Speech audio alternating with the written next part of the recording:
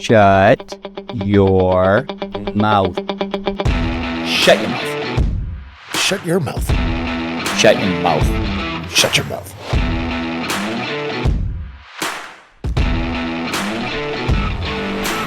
Shut your mouth. In today's society, there is a massive chokehold on the current discourse.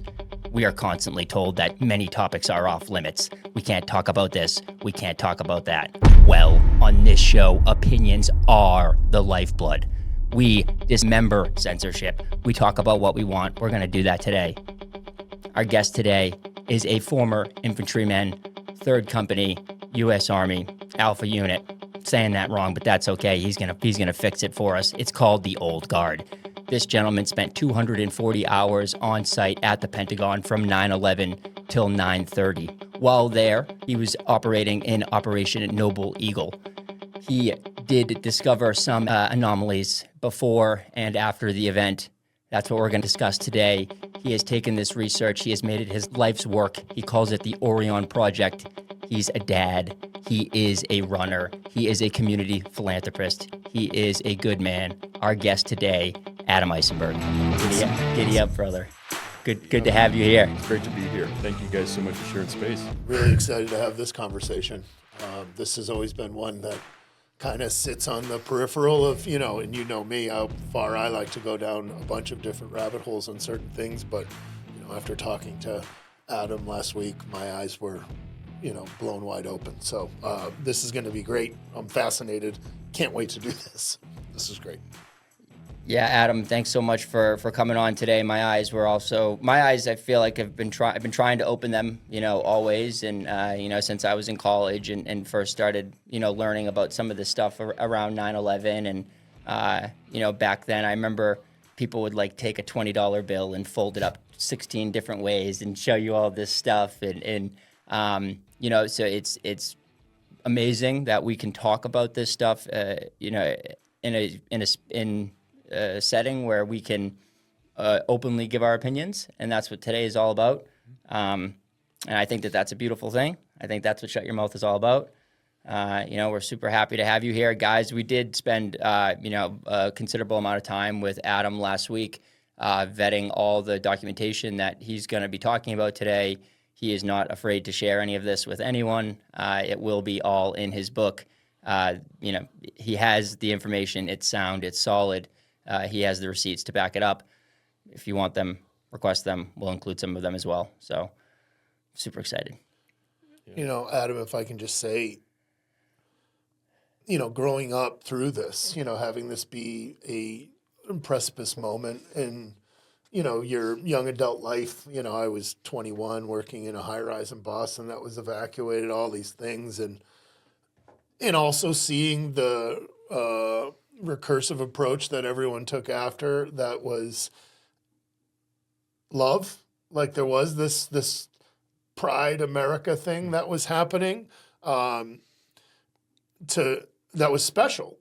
And it was something that, I thought was as obviously awful as the events were, how the American populace responded to it with the information they were given was a beautiful thing for a very short moment.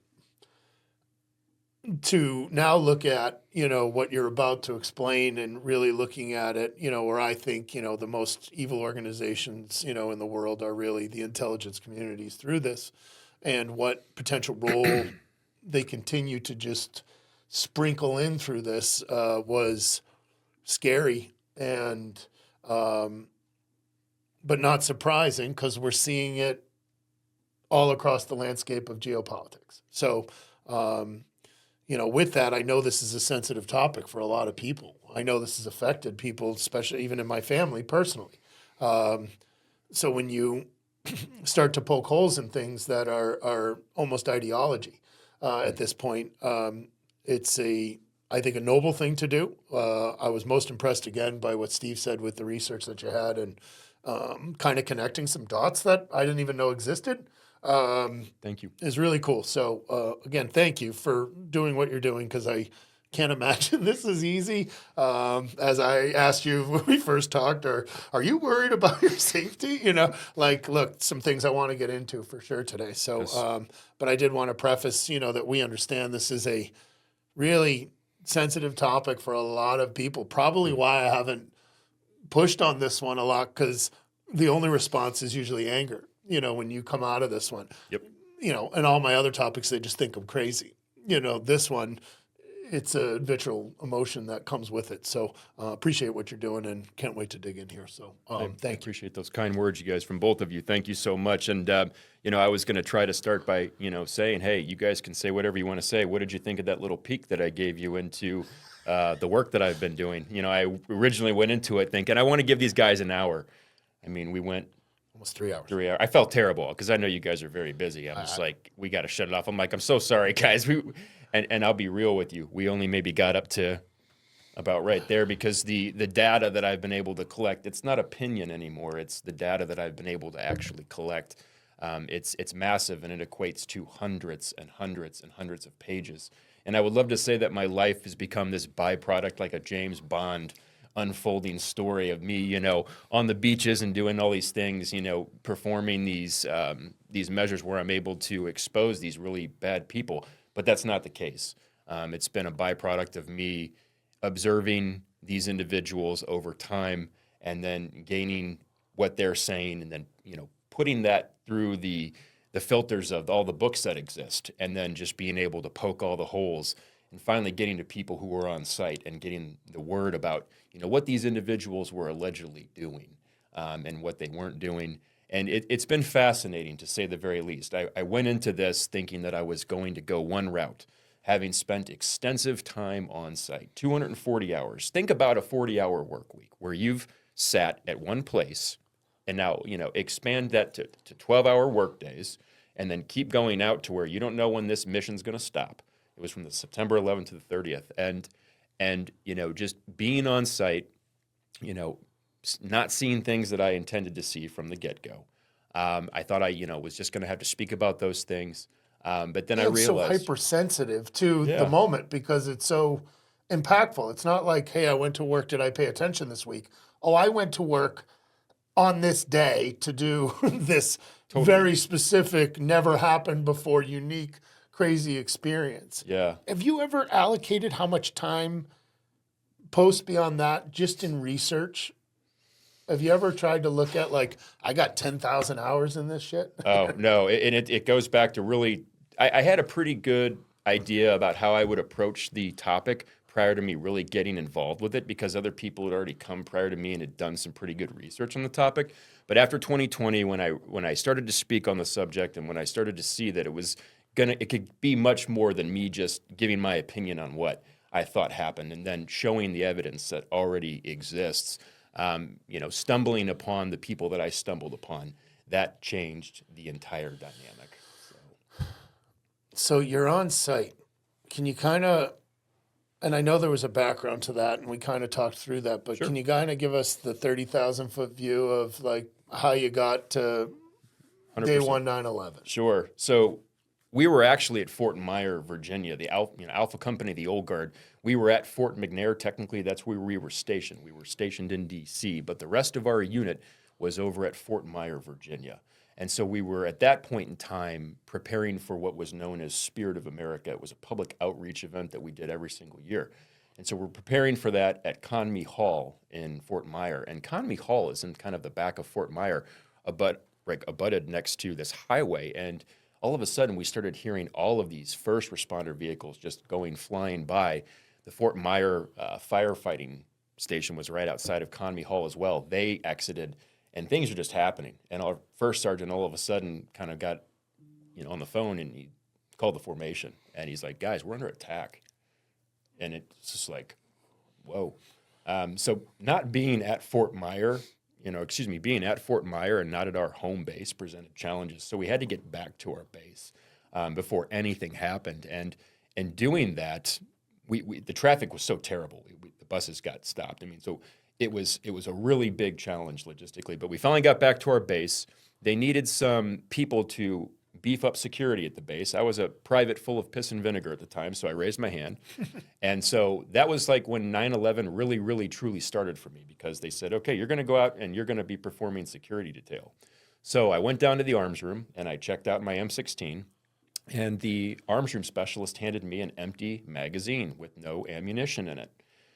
And I said, excuse me, specialist, I don't have any ammunition in this magazine. And I'll never forget these words. He said, you guys haven't been authorized the use of live rounds. And I'm like sitting here thinking to myself, okay, so I can walk outside of my company's barracks, and even in DC, and I can look across the river, the Anacostia, and I can see smoke billowing from this alleged attack. And you're telling me, and there's a lot of scuttle going around at that point in time. We didn't know what was happening. We thought we were going to go out on patrols. There's multiple attacks.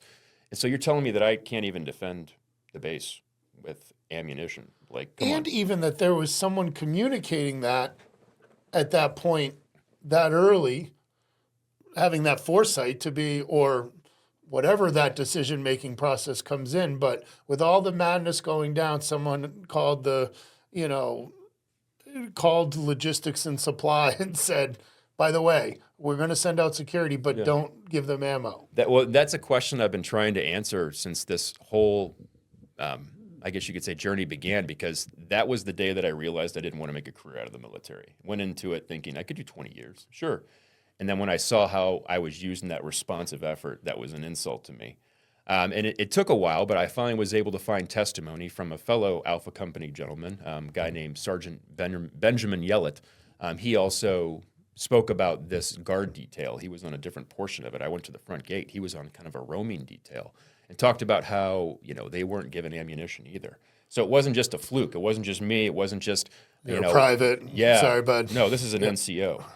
And so the regiment and how we all came to get orders to go onto the Pentagon is different, because the old guard had so many different missions at hand, and uncovering the documentation, just understanding how we were ordered to go on site and how we actually got there has been very difficult, because they talk about our unit in the official documents, like the Arlington After Action Report. You can see where the old guard is, but you don't see how we were ordered to actually get there. There was a book that came out several years down the road called The Medical Response to 9/11 that talked about a gentleman named General Weldon, who was sitting literally outside on the Pentagon lawn and took action and said, I want to get the military district of Washington involved immediately. And there was a gentleman named General James Jackson. He was in charge of my regiment at the higher level. He was the military district commander, military district of Washington commander. And he then, right then and there, said, I'm activating the military district of Washington, which thus activated the old guard. So you've got a regiment of infantrymen that had a number of different details going on, but everybody was spilling onto the site at different times, different days. I myself, and I have no way of showing this other than the documentation that I've been able to recover from this book, The Medical Response to 9/11. I arrived in the afternoon of 9/11. If I had to guess, approximately 4 o'clock in the afternoon. And when we got there, I didn't know what to expect. And even to this day, I couldn't tell you how the certain people from my company got selected for that. The only thing that I can say is it was probably because they had their weapons checked out. Everybody else that was there that didn't do any type of other guard detail around the base was on lockdown. And so I'm assuming, the people that had their weapons checked out, they're going. So we got put on the deuce and a halves. Eventually in the afternoon, we made our way over to the Pentagon. And the very first thing that really just didn't sit right with me was the fact that there was no crazy response effort going in. Like, you looked over there and it was just like this hole, which looked a hell of a lot smaller. I just kind of looked over there and I thought to myself, like, what? Now, at that point... At 4 o'clock, how much burning was still happening? Was this engulfed in flames with 8,600 pounds of jet fuel that would have burned for days? It's like that. What did it look like? That kind of thing. So according to the Arlington County Fire Department, the fires internally kept going on until that evening. Sitting outside looking directly at what I was looking at, it didn't look like there was any sort of intense fire capacity happening at all. So, I'm sitting here thinking to myself... And at night that would have glowed. Oh, 100%. Yeah. And I've got pictures to back this up. The gentleman that I eventually started to investigate released a lot of pictures of that time frame. And so there was a lack of a response. We weren't going in. We weren't really doing anything. We kind of just got there, and then we just stood back. And we could sit there and kind of see things that were happening, but we weren't really going in and doing what I figured that we would be doing. It was kind of like, okay, this is weird. Was it hundreds of infantrymen? At the first, they said around 100 people were deployed to the site because, I mean, there was just so much happening. There was a lot of agencies that were there. According to the official documents, there was some self-deploying where people were trying to help out and getting in the way. I don't know. There's only been a couple examples where I can kind of point to that. That's the official documents talking about this. But the just about 100 people, if I had to guess, approximately. That's the documents. That's how much they said General Jackson ordered about 100 people on site. Now, the 12th, that's when a lot of the rest of the old guard started to get orders en masse by a company to come in. And even then, you've got so many responsibilities that linger throughout the old guard in the company, within the regiment, between Arlington Cemetery Detail, the hundreds and thousands of burials they do there every single year. And so the next couple days is when really the entire unit, if you weren't involved with cemetery detail, you were going to be pretty much on site at the Pentagon. And then it was a 12-hour work detail. So it was kind of one of those things. If they needed 8 people, hey, you 8 people, you go over there. How far are you from the Pentagon while you guys are watching them do whatever they're doing? And were any of those guys in hazmat? Yes. They were properly geared up Yes. to be near maybe whatever toxins would be burning or whatever that would be with jet fuel and all the Yes. things we hear about that now. Asbestos, they were concerned about jet fuel, asbestos, human remains, things like that. If I had to guess, I could take a baseball and easily hit where the plane allegedly hit the building. I would say it was less than 150 feet. Were you guys in hazmat? Were you guys in your gas mask and your suits and everybody geared up? We were, thankfully. Yeah, Okay. and getting all that on site, that took a little bit of time. The initial people that were responding and just trying to do the best that they could do to what they thought was an airline attack, unfortunately, they didn't have the same gear and equipment. And one of those gentlemen, a guy named Chris Brahman, he carried the Olympic torch. Now, a dear friend of mine, he's experiencing some of those issues, some of the lung issues that come with that, type of entering into a building where there's stuff like that happening. But thankfully, we did have those Tyvek suits. But we would basically, it started to unfold over the coming days. We would work in a capacity however we were needed. The senior NCOs were really brought up to kind of handle the leadership capacities to make sure that people weren't getting too distracted, that, maybe some of the greener soldiers that weren't having any trouble. And so I can look at documents like there was a book called Then Came the Fire, and I can give you guys links to all this stuff so you can reference them in the description pages. But that is the book that really talks about the unit, what we did there, from our senior leadership all the way down to some of our company leadership and some of our platoon leaders, how things operated. And so all in all, the old guard had about 600 to 700 people on site, working from the 11th to the 30th approximately. And we started to slow that down. I mean, really, we pulled everything that we possibly could that was inside those portions of the building. So we got very intimately involved with everything that was happening there and the different agencies that were working there. And ultimately, what I can show is that, and I don't want to get too far ahead of myself because this comes down the road, but the old guard, in my opinion, and I can point to different testimonies. It's not even really opinion; it's fact. The old guard was the kind of off the books unit. They were on the books. People knew that we were there, but the really official reference to how we got there, how many people we had, all the different mini jobs and things that we were doing, and the way that we were handling evidence, that really brings a lot of questions into the spotlight. Because we were just supposed to be the heavy work, just the grunts, kind of, okay, we're lifting stuff, we're taking it out of there, we're taking bodies that were in body bags to the morgue. Was there anything they told you not, so, hey, this might be evidentiary, don't touch this if you find it? Would that be people? Human remains, absolutely. It was also well known that we were going to be in a part of the Pentagon that had a lot of classified information. Which also brings up another anomaly that I accidentally jumped over.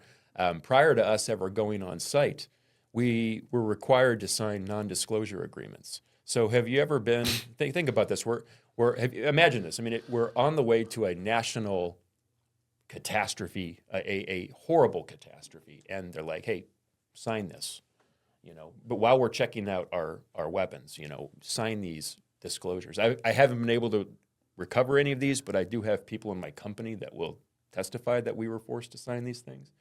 So that's been kind of another anomalous question. It's like, what the hell is that all about? Isn't it, I mean, I'm only getting my information, so maybe you can debunk this or say yay, that they were doing a lot of that was the financial audit area of where they were doing the audit based on Rumsfeld and the ninth saying we lost $1 trillion. $1.4 trillion. That was like the area. Defense intelligence. Again, that's crazy. Yeah, and so that's kind of one of those facts that people talk about. But I heard that. Yeah, so I mean, it would make sense technically if there was going to be a reason to hit that portion of the building, and I have a lot of other reasons why I think that portion of the building was hit. But we'll get into that later. Awesome. But ultimately, I make no bones about it. For my 240 hours that I was there, I don't remember seeing anything that looked like an airplane part, an individual that was killed, that was a passenger in the airplane. I saw no things that looked like luggage, things that you would think that you would find on a plane. And the little feather that I have in my cap that I was able to get down the road, there's a little company up here in the Northeast called Pratt & Whitney. I used to work not for them, but I had a supply chain relationship. I worked for UPS. And so down the road, it was kind of like fate's way of saying, hey, you don't believe that a plane hit the building. Now we're going to put you into a facility where you're going to be a senior level kind of mid-manager, where you're going to become intimately aware of the types of aeronautical parts that even hit that building, because a Boeing 757-200 series aircraft has two companies that make the engines, Pratt & Whitney and Rolls-Royce. So the company that allegedly outfitted the plane that hit the Pentagon was the Rolls-Royce. But I'm familiar with these parts. And so overlaying those experiences and even the time that we spent going into the building, we were also a part of the effort to keep the place where we were taking all of the stuff that we were pulling out of the building as well to the north parking lot that they were sifting through. We were guarding that as well. So I was looking at this stuff, and back then I was like, that's not wreckage. What were they pulling out? It looked like a bunch of just absolutely burnt to the core office supplies and stuff, things that had been piling up inside of that portion of the building. And here, let's not forget, that portion of the building was part of the Pentagon renovation project. So that portion of the building really wasn't even occupied, with the exception, of course, to some people that were there. The financial records of Navy or something like There was that. a lot. There was some people who died. There was definitely people who died though at the Pentagon, right? Like there's quite a few people. Office workers, absolutely. Office workers. And that's where the other anomalies start to get into play. The alleged flight path of the building, and I can show you guys pictures. I had showed you guys pictures about how the plane allegedly hit the building. Well, I can point to other parts that I specifically walked through. There's a conference room that housed 6 people. These individuals were allegedly, killed by this plane. Well, the conference room, and I can point to it on a map, doesn't have any proximity whatsoever, like very little proximity. It's very far away from where the plane was allegedly traveling. And these individuals that were in this conference room were sitting around a kind of a boardroom table. And we would think if we were on fire, or if we were experiencing some type of incredible discomfort, we would stop, drop, roll, any number of things. Well, these individuals looked like they had basically just fallen asleep in their chair. And some of their not to get too graphic, some of the details of their body, you could see that, this part of their face had maybe been melted, and then the other part of the face, like the other side, was completely fine. And so you've got this collection of these areas that had no proximity to the alleged flight path, and these individuals who are just sitting there like they're asleep. And that might sound crazy to you, but I was able to find a testimony from an Arlington County firefighter, one of their leaders, a guy named Charles Gibbs. He was in charge of their training program. And he point blank said that while he was at the Pentagon, one of their explosives experts said, that was a byproduct of explosions. You know, that all those bodies, because he said that, you know, we found a lot of people that just looked like they were asleep. You know, so if it was an explosion, you would think that the impact alone would blow people out of their chair, you know, or that if they were subjected to really highly, you know, fire conditions, they would freak out and go crazy. You know, and these people were just like this. And some of them were like under the table, like perhaps, you know, they were trying to do something. But it was that scene that stuck with me. And the person that was at the head of the table, I'll never forget it. He looked exactly like my father. And so that was the scene that got kind of burned into my head. And finally, you know, one of my Army buddies, he actually saw me on a podcast, sought me out. And this happened recently. And he said, you know, I'll never forget. I got to the unit not long after the event. And he's like, I remember you saying, like, a plane didn't hit that building. A plane did not hit that building. And I've been saying that for a long time to people in very small circles. And I guess, you know, the only thing that I can say is when I started this journey, I thought that me having the experience with Pratt & Whitney, kind of talking about what I did and didn't see, kind of like I did, and just kind of pointing to what we can also point at, all the other things, was going to be enough, and it wasn't. But it not being enough also opened up this tremendous door to other opportunities. And you guys finally, I get to show you that door. And, it's a freaky door to walk through. And now that I've had some time to dig in, you know, and maybe you can just shed some light on this. And I know this isn't really kind of, you know, where your investigation took you, but just the implausibility of someone who can't control a Cessna plane being able to, I mean, they show the flight path. It's ridiculous. And and as I understood it, they had multiple expert pilots try to accomplish the same act of crashing a plane into something that's 70 feet high at hundreds of miles an hour and not touch the grass before that's one of the coolest things I heard in regards to the, you know, call it new information, was somehow they were able to not affect the landscaping right before the building somehow, which is shocking to me based on, they said, you know, 12-foot fuselage, 9-foot engine hanging down, 47 feet to the top of the wing or something like that. I was like, oh yeah, that doesn't seem to make very much sense. You're dissecting it, and you nailed it. So this plane that performed this huge, massive drop on a corkscrew maneuver, which, keep in mind, if they're terrorists, wouldn't you think that they would want to fly into D.C., get to their target, and immediately go down and hit that thing quickly?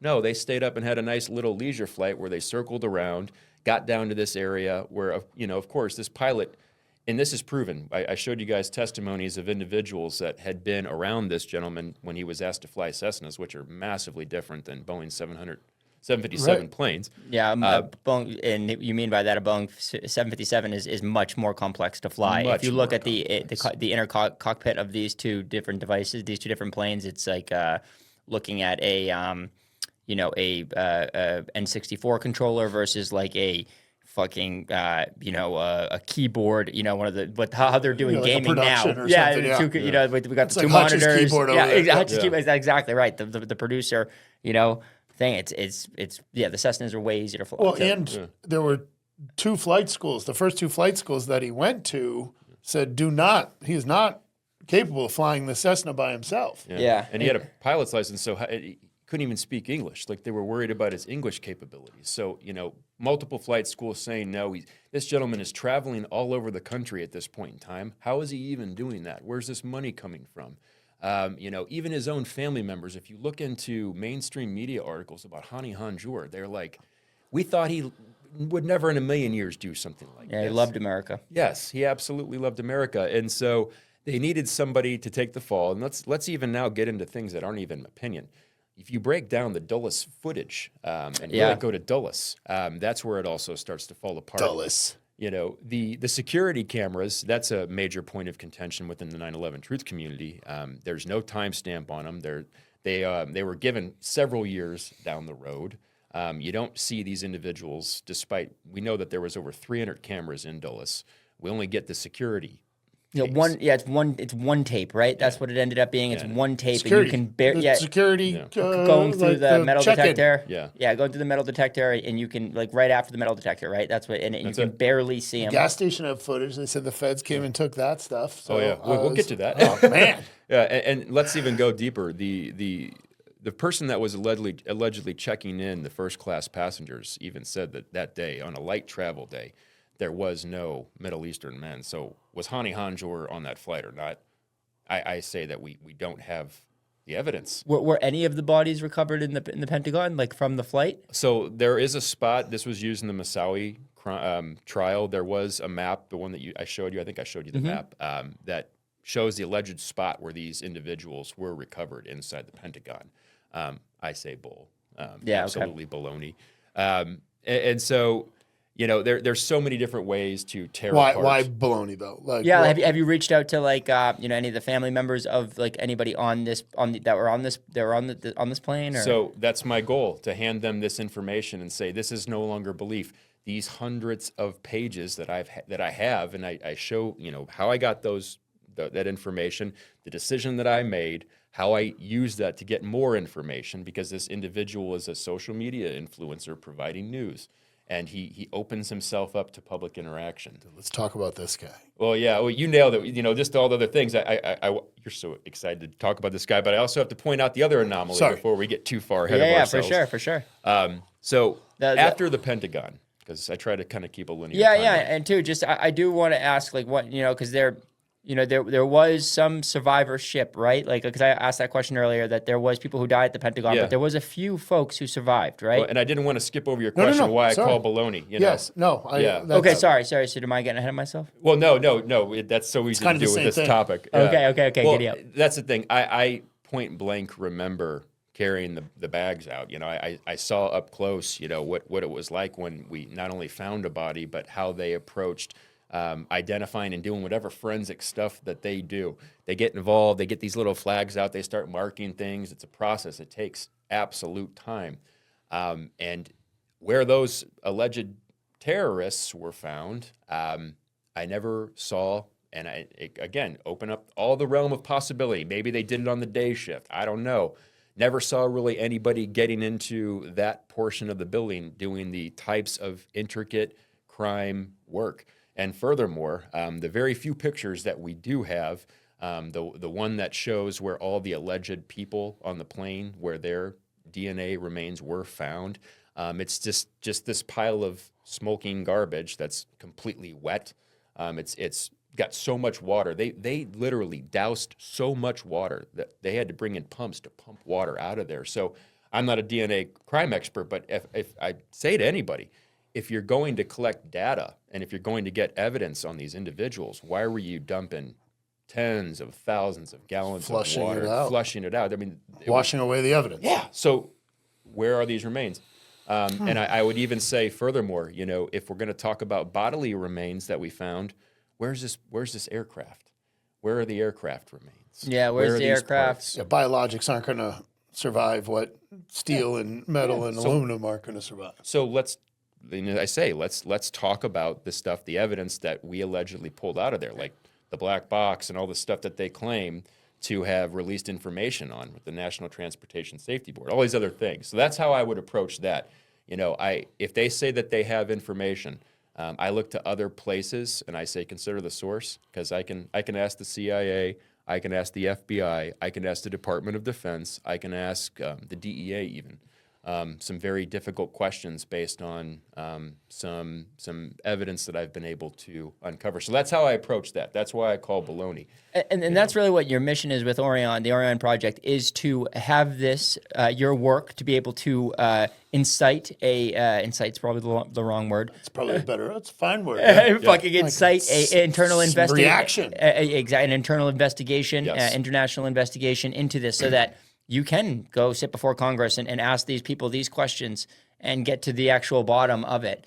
It's so great that we have people like you who are so well-versed in this, because I feel like some of this stuff is going to start to come out a little bit, and it's going to be obfuscated, of course, but they don't realize that we have people like you that are going to be able to dig deep into some of the stuff and be like, hey, this actually doesn't add up to this, so I need to ask this question to this person. I'm not saying what I'm saying is fact, but we need to ask this person this question for us to actually understand the outcome of what happened here. Yeah. Well, my strategy is it's always been a game of love. So we have to, I guess you could say, get one of those individuals that was guilty into a really bad position to where he's going to be facing some type of charge, treason, what comes with treason. And we say to them, hey, you have information. Now is the time to give it. And so, this is your one shot. If you want out of this really bad hole that you're in, the answer is love. You've done some terrible things. I can't believe these guys are still running around. Like It's that, crazy. to me, it's such a loose end. It's wild. That I'm dumbfounded by how these post, false flag criminal activities just, they're like, okay, go back to what you're doing. Yeah. And I'm blown away by that. I'm curious. I'm blown away, but I'm also not, because these people are so smart and so good. It seems kind of easy. No, it seems right? very easy. But if I was one of these people and I had the skills to be someone that they came to and said, Steve, we're going to put you as a psyop and you're going to be this person. This is what you're going to do. I would at the same time say, thank you, money, power, influence, yes. And then on the back end with the homies, I would be like, okay, how are we protecting ourselves so that if they ever fuck us, I can fuck them. Red team. Yeah. So like if they're ever going to come at us, then I die and my server goes live about everyone else that I know about ever. So they have to keep me alive. Well, really, and what they have all to of give me what I want. These things have most really kind of created is just such a poignant look at the intelligence community, and where they're and how they're. I mean, Truman wanted the CIA to be like a newspaper. That was going to tell people what's going on, and that's kind of how you were tell going to him what was going on. Yeah, well, him and some narrative to display to the people. Yeah. Not, and Dulles was like, fuck you, dude. no, we're going to overthrow governments. Here we go. So I do want to ask, as we're still on the call it impact portion of the story, right? Sure. Where the video, and again, I see this just online, so I have no way to debunk or otherwise.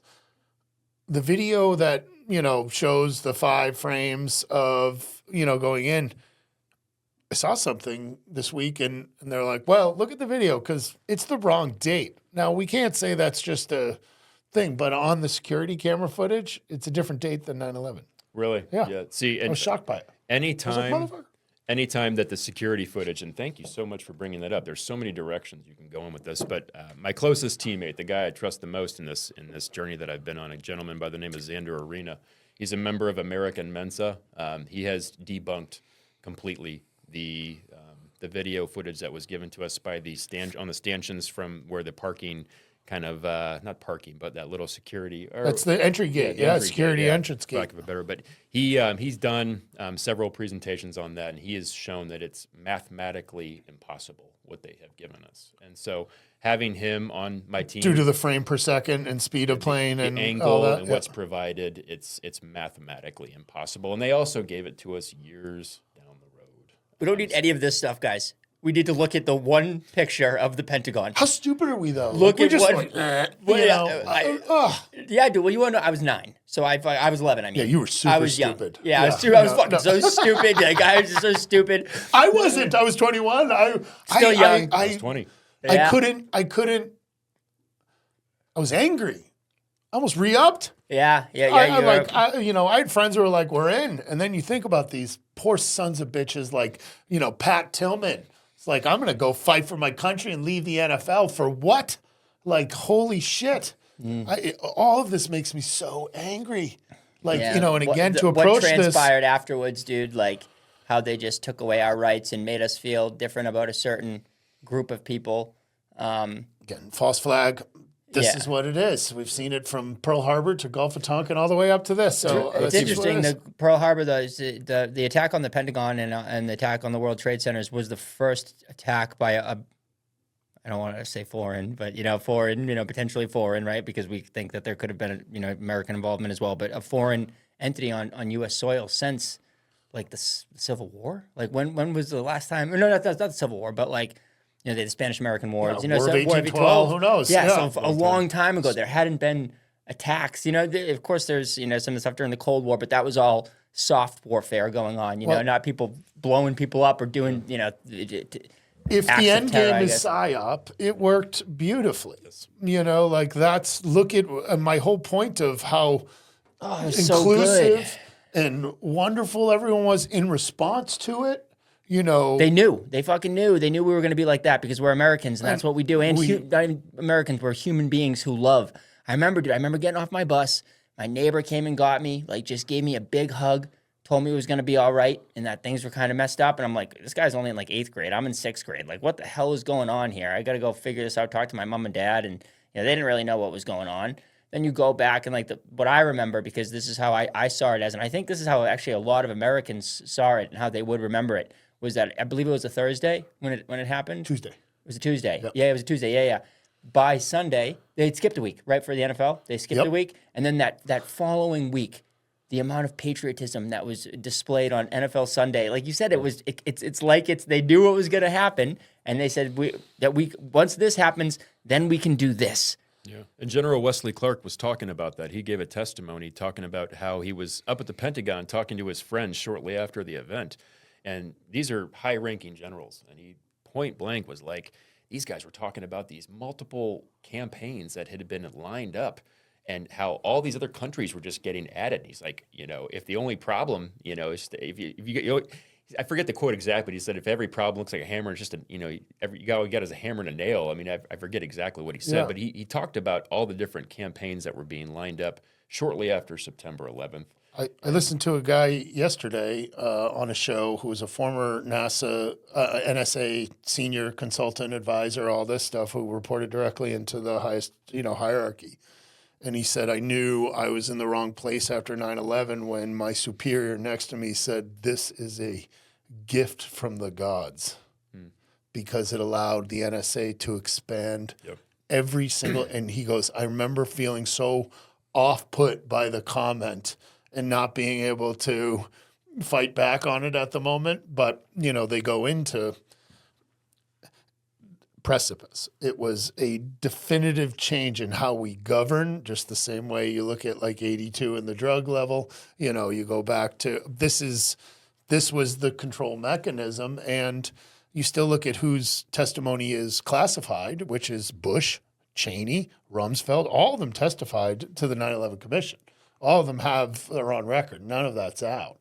And who benefited the most? Well, when you blow something up and the company that gets to rebuild it is the, sole source contractor for the entire Middle East, and you're the former CEO and, primary stakeholder in Halliburton, I call bullshit. So I just can't believe how deep it is, Oh, yeah, So it's wild. I digress. I apologize. But I wanted the impact of it.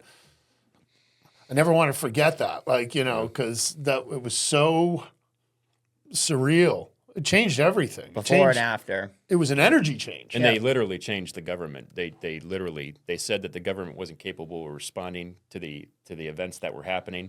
All different sorts of things started to pop up too. A lot of think tanks started to pop up. So there was a lot of changes that were taking place very quickly. It's a problem reaction solution sort of thing where they have the problem. They want the reaction, and then they all of a sudden have the solution that they need teed up, ready to go. And even George Bush talked about that on September 11th, that it was our Pearl Harbor event. And that's when a lot of the because I knew about it just like FDR did. I mean, didn't even move during that book reading. Like, what? Oh yeah. It's still odd. I mean, I just took him as incompetent. Yeah. I didn't look at it as, evil at the time. And again, is he brought into the loop? I don't know. Daddy and look, that goes as deep as it can go if you wanted to get into the bushes at some point. But man, crazy. But yeah, most people would say that the Bushes are criminals. I would say that the Bushes are criminals. We had a Secret Service gentleman on the other day who was, would say that they're just regular people. And good people, regular people who are ego-driven and very ego-driven, and that's what. And it's like, I don't know, dude. Maybe some of them, but they live in a different planet. I'm sure on some level, somehow, just like the killing of Kennedy or something, where they justified this guy as a problem to our national security, wants to denuclearize, wants to work with Russia. Like, they justify it. Right. it makes sense to them. They're just functioning on a, different plane of collateral damage. And I'm not saying that's right. I'm just saying on some level, I don't think these are the, baby drinking blood people. There's probably somewhere in between where they look the mid managers, the people who are like really, and this is and we're ants to them. Yeah, we are ants, but then the 100%, the mid managers, like the people who necessarily they're not in the know. The director of the director of the Washington military unit, he probably isn't in the know, but he has been put himself his whole life, his whole career has been put himself into this position because he loves country and he loves being a military man and having the influence and control that he at least gets to have. Cannabis products are becoming more popular every day. Whether you're looking for the best night's sleep, trying to mitigate daily stress, or just trying to enjoy some laughter with friends, OG Cannabis is the store for you. OG Cannabis has an unbiased approach that is unique and simple. Unlike the competition, they don't sell their own manufactured products, but instead proudly showcase the best vendors across Maine. A dispensary like no other. Come and visit today at 18 American Way, Elliott, Maine. OG Cannabis. Oh, and don't forget to use my promo code, Dr. BeeWell. See you guys there. Giddy up. And order and chain of command is so real. Like, you can't go around someone and start talking to someone. So we're in a weird spot. So, so you're now on site. Yep. You're looking at everything. You're kind of observing. I know you had mentioned in our previous conversation you were surprised by the lack of activity with all of the resources that were there. Lack of pictures. A lot of people standing around. Yep. People that were in charge weren't normally in charge in a military environment, and started to see some of the shit's weird. Can you kind of, like, from your own personal view, and I know you've documented all this and, you figured it out after, but what was your, when did you start to feel over that 20-day period or so, while you're on site, something's off? Very beginning. Very beginning. Obviously, by the magazine being blanked and all that. But even then, I thought that was more of a bad decision made. Sure. It was just a typical Army bullshit decision. Well, this guy knew before he went to the Pentagon. Like you said earlier, he came to you knew you were not going to your end game was no longer military when they gave you. When they sent him out there as a piece of meat and said, "Good luck, no live rounds." Well, and I just said pop this thing off in the air. I said to the MP, sound is good. To the MP, there's a little tiny, she's like 5 foot tall, Latina girl. I said, "Do you have any rounds in that pistol?" It was a military police officer. She said, "Yeah, I've got 3." They didn't even give her any extra rounds that day, and so like I said, I at that point in time thought it was just a bad command decision. I didn't know that it was the whole entire. But incompetence alone, you were like, "This is bullshit." The U.S. military, who is notoriously known as not sparing any ammo. Oh, if we need to waste a couple $1 million in ammo, fire it off into the sky. Oh, do whatever you want with it. You need 100,000 rounds to go practice on base. Go do it. Oh, we had this first sergeant that had connections to Delta, and he was kind of at the end of his career. And like when he came, all of a sudden he had the hookup. We started getting all sorts of stuff, and I'm like, yeah, where's the ammo? Where was the ammo then? Like we were out on the firing lines doing stuff we got in trouble for. I'll never forget out at AP Hill, not to get sidetracked, but the firing range people came out. They're like, "First sergeant, you can't do this stuff." But to your point. But we were on site. There was 3 kind of overall, I guess you could say, if I've studied this enough, there's 3 kind of groups that people come away from. The group that I'm a part of, where it's like, I think the most people fall into that category. I like to say the first 2 categories. They don't remember seeing a damn thing. They don't necessarily call it out like I do, but they're just like, I thought it looked different. Like my guy in my unit, Matthew Colton, he said, I just expected it to look differently.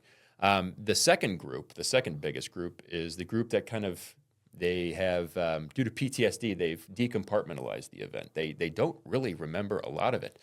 Then there's a third group, pretty small group, that thinks that they saw some parts. So I specifically had some people in my company that say, one person said they saw what they thought was a chair. Like, well, where are all the other chairs? They couldn't tell me if they saw any other chairs. Another person thought they saw an airline door. I said, there's no record of that. Are you sure it's an airline door? Well, I don't know. And that's why I say to people, do you have any experience with these types of things. Sure. And I haven't been able to find anybody yet. And so really that was kind of it as far as the overall, kind of mentality. We were there to do a job.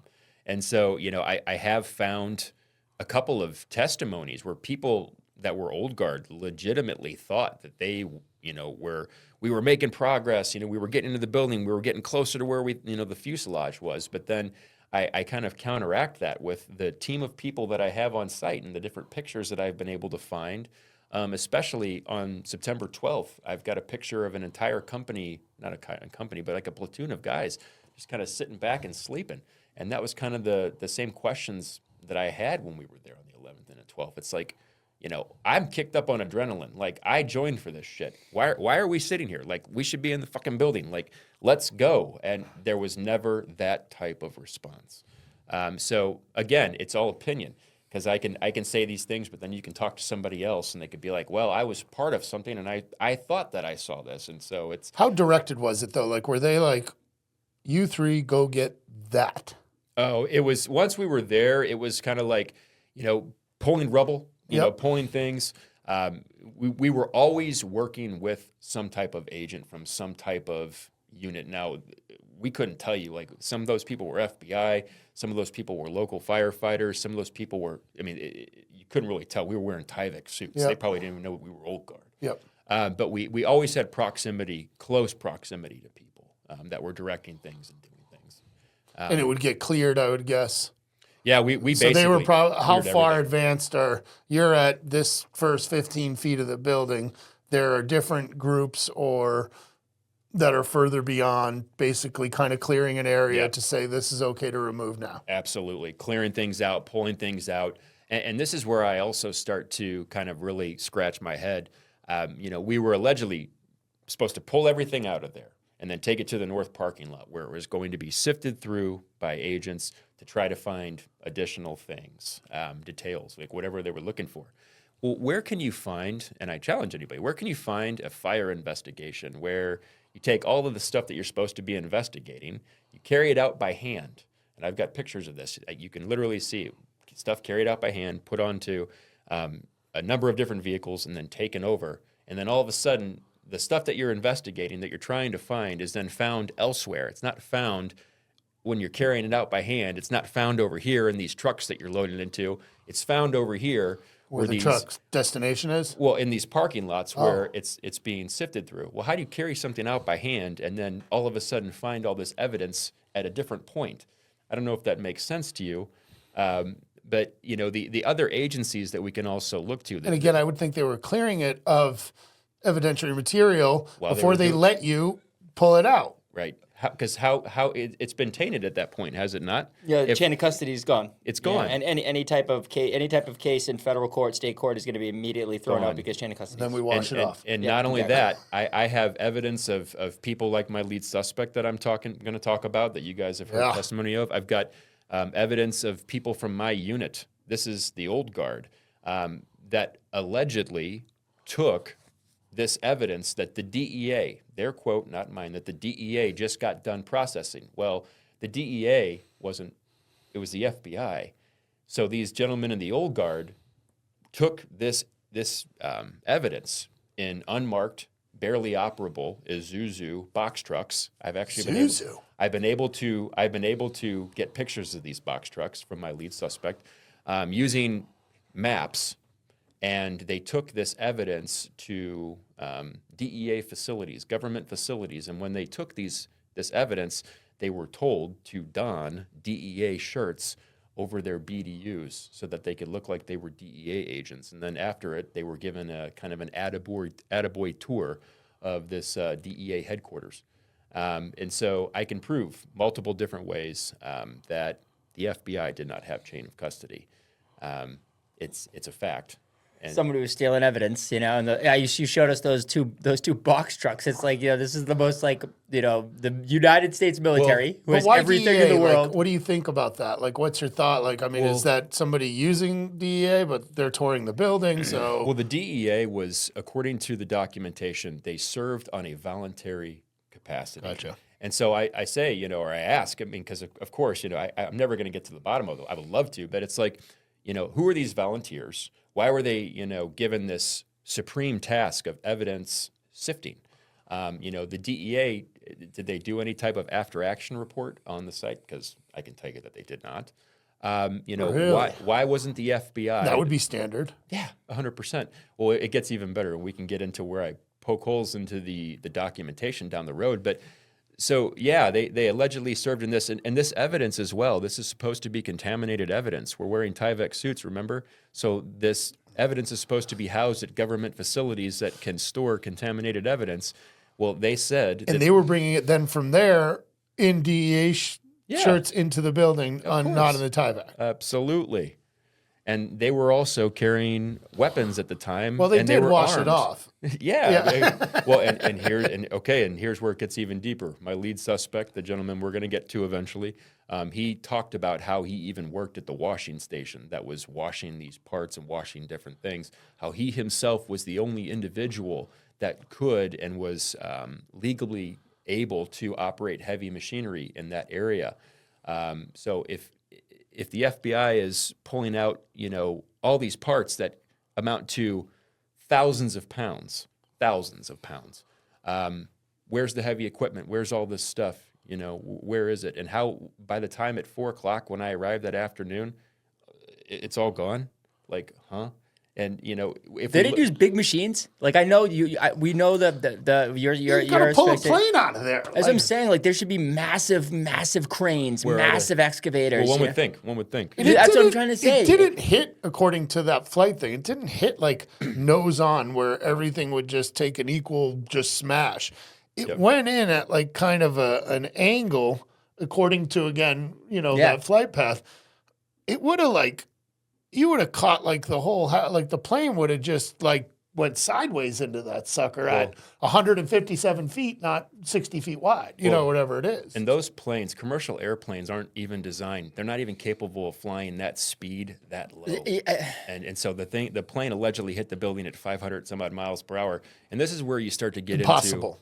It's utterly impossible. And this is where you get into some really good information that I'd like to Tom throw Cruise out there. is flying that shit. Citizens Investigation Team. That's their team name, but Craig Ranke and Aldo Marquis, two, I would say, pioneers on this subject that were involved back in 2005, interviewing people who were firsthand witnesses. They basically interview people and they prove that the plane, that what the NTSB said, that the alleged black box said, the flight path south of the Citgo gas station, hitting the Pentagon the way that it did, also hitting the generator that was sitting right outside of the building, in addition to several different light posts.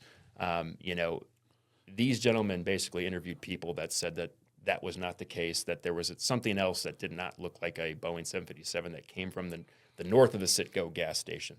And so there's people out there that have totally started to get into the flight path as well. They've put out debate challenges. None of the experts will actually debate them publicly. Well, there was some French group like in 2004 or 5 that did it first, and or at least the flight path, and they were like, no.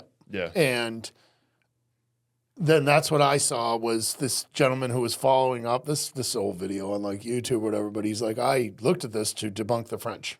Like, you know, no way. Yeah, fuck the French. Yeah, right. And then he's like, "Oh, damn it, the French were correct." You know, like impossible. You know, again, just at that speed of 500 miles an hour, what that would do to you have jet engines at 500 miles an hour. You ever seen one when it takes off? What it will do to something behind it? Oh yeah. At 500 miles an hour, it would have just blasted out. The lawn would have 2 track marks of plane that would just be.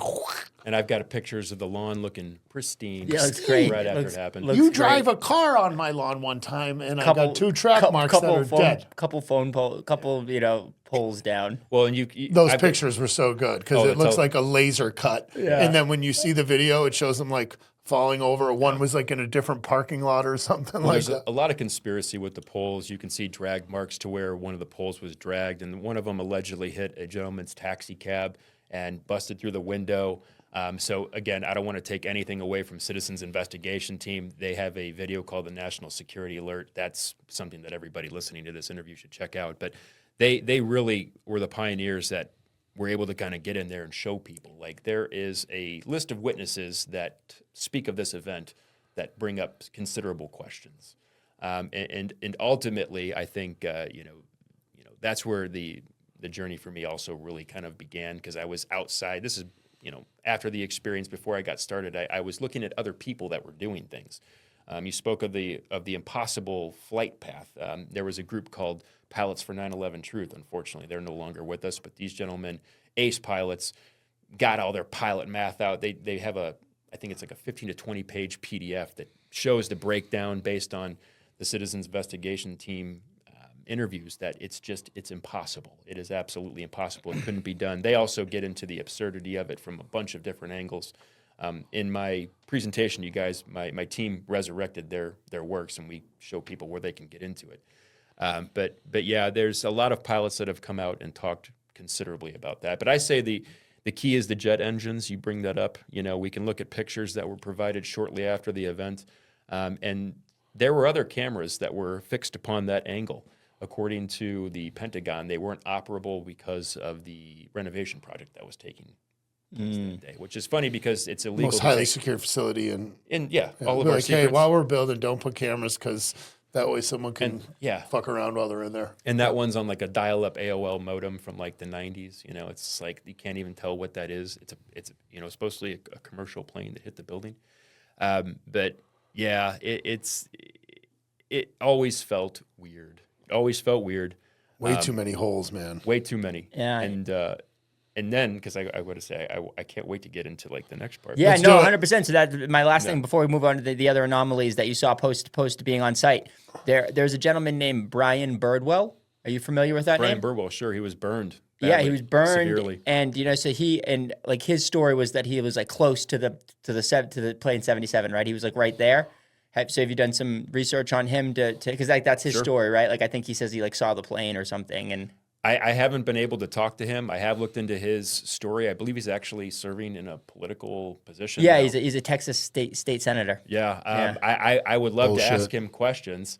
I know Texas is corrupt.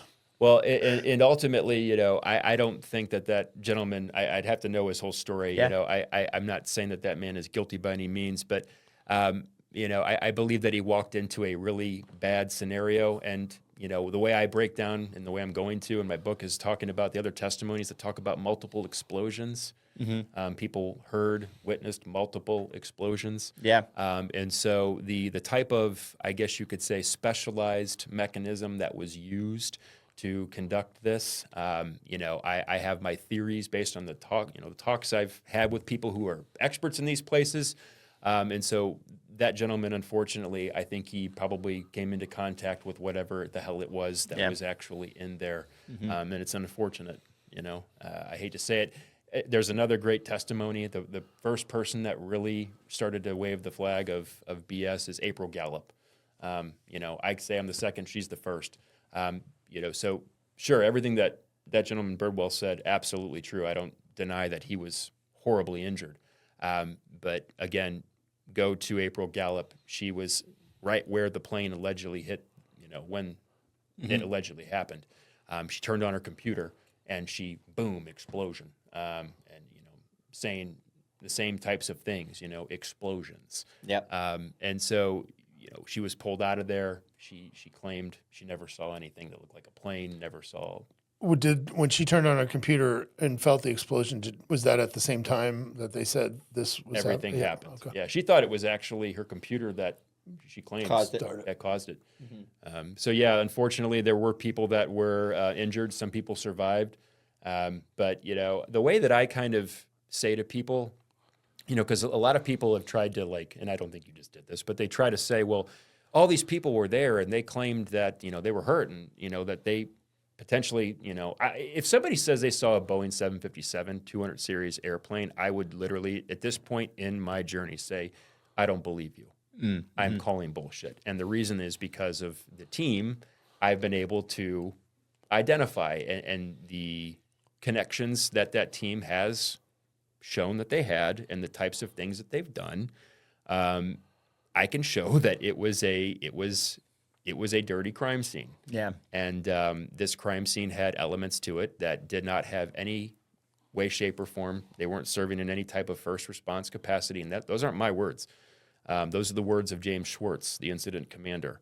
And so again, I don't want to get too far ahead of myself. No, don't. And just, But- we'll start talking about the post anomalies, after Yeah. being on site. It's just, I thought that was interesting because, I agree. It's this gentleman, Brian Birdwell, he ended up meeting with, George Bush and everybody, Rumsfeld, Cheney, a few days afterwards. So think about how easy it would be if you just got when I was young, I had 3rd-degree burns on my body. I dropped some spaghetti on my face, literally. It's crazy, but 3rd-degree burns on, 80% of my face. And so, it's a traumatic situation. You're pretty fucked up.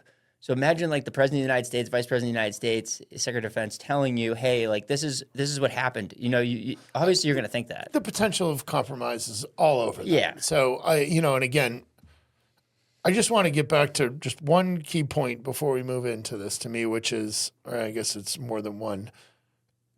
Is there any pilot that's I could have done it? Is there any pilot group out there advocating the way there's thousands of pilots that have said, can't be done? I've found one time, and I haven't been able to find it again. I've seen a video, and I claim where there was allegedly a person that was talking about how, they could have done that, just talking shit. But I've also seen tons of videos where actual pilots are like, there's no way. And then So to just it might have add been to a one-off that, pilot just talking shit. And just to add to that, so we have potentially a pilot or a few who say they could. My guess is vast these guys are overwhelming majority I fly test pilots for Skunk Works or something, right? The guy who can't fly the Cessna, who is supposedly responsible for flying a building flying into a 70-foot tall building at 500 miles an hour. We have to first accept that is untrue in order to then look at, to me, the next piece of who are the cohorts potentially that are, and I can't say responsible, but are at least involved in cover-up or potential, obfuscation, as Steve says, in regards to general intelligence, changing narrative, trying to, because again, in the military, anytime something bad happens, the natural progression is, how do we use this as a tactical advantage, right? Mm-hmm. So you're always trying to take one situation versus another, whether it's surprise or, no, we've been attacked, what would our traditional response be, and how will we try and, again, create a different narrative for enemy. It's hard to even comprehend that nobody can do this shit. So if you take that piece, the difficulty, the obvious chance for error that would come with something like that, just skipping the top of the building or crashing way before, or again, the maneuver of it itself.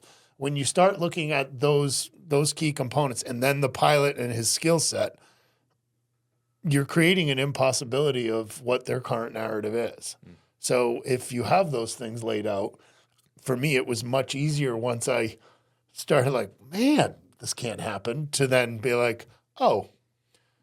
where does the fuckery contend beyond this? Well, and that's to your point. I think that's where COVID gave us a great gift.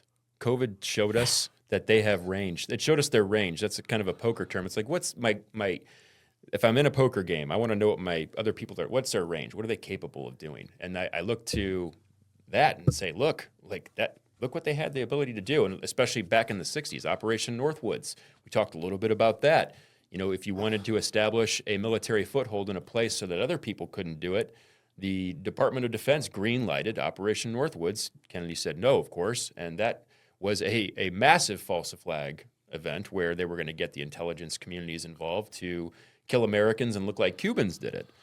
So that shows their capacities and how or deep MK Ultra, or you look at any of the CIA absolutely. ops. I mean, oh, shit. God, yeah, 100%. Yeah. I just, I'm And I think the key point to all of these false flag as we look at this, because clearly they have to do it now differently, is 9/11, Northwoods, Gulf of Tonkin, all pre-internet, right? All pre-citizen investigation, all journalist-controlled media, where you had this, poignant narrative, like where this is the story and we roll out with it, that journalism thing, which again, kudos to you for investigating this stuff because it's just not there.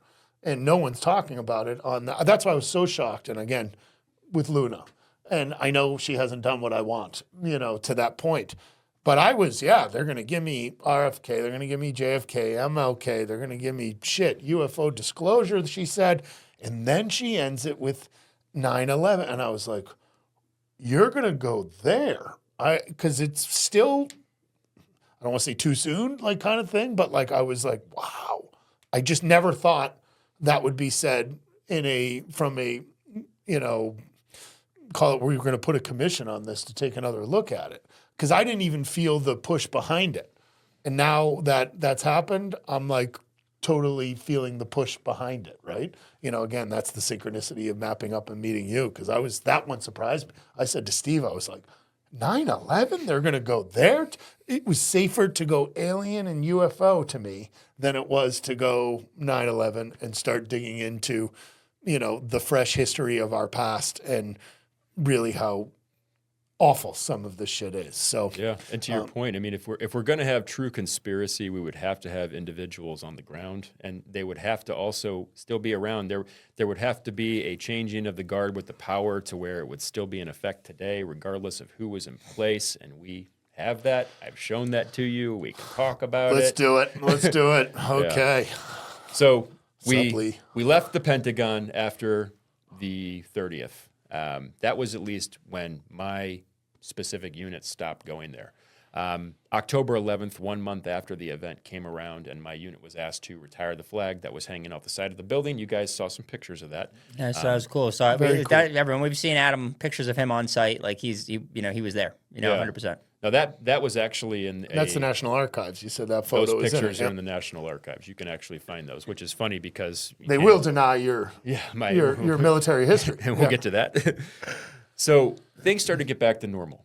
And all of a sudden at my base, now remember, Alpha Company, the one specific company that I was in, we were in Washington, D.C. because we were actually the oldest active infantry company in the entire Army.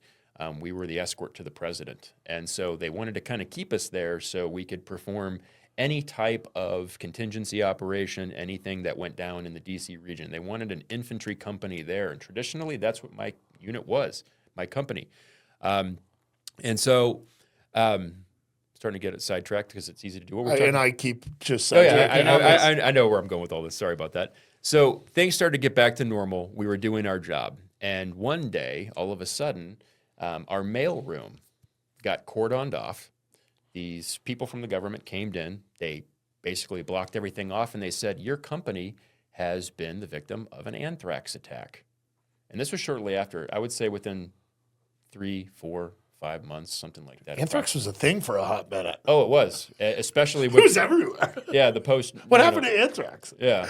Sorry. So there was a major anthrax incident. The FBI said it was one of their own that sent all these mail, Death to America, all this stuff. And Bruce Ivins, I believe was his name, that he was responsible for these incidents. But nothing ever happened. Was that a media story at the time? Like, was this out? There was nothing.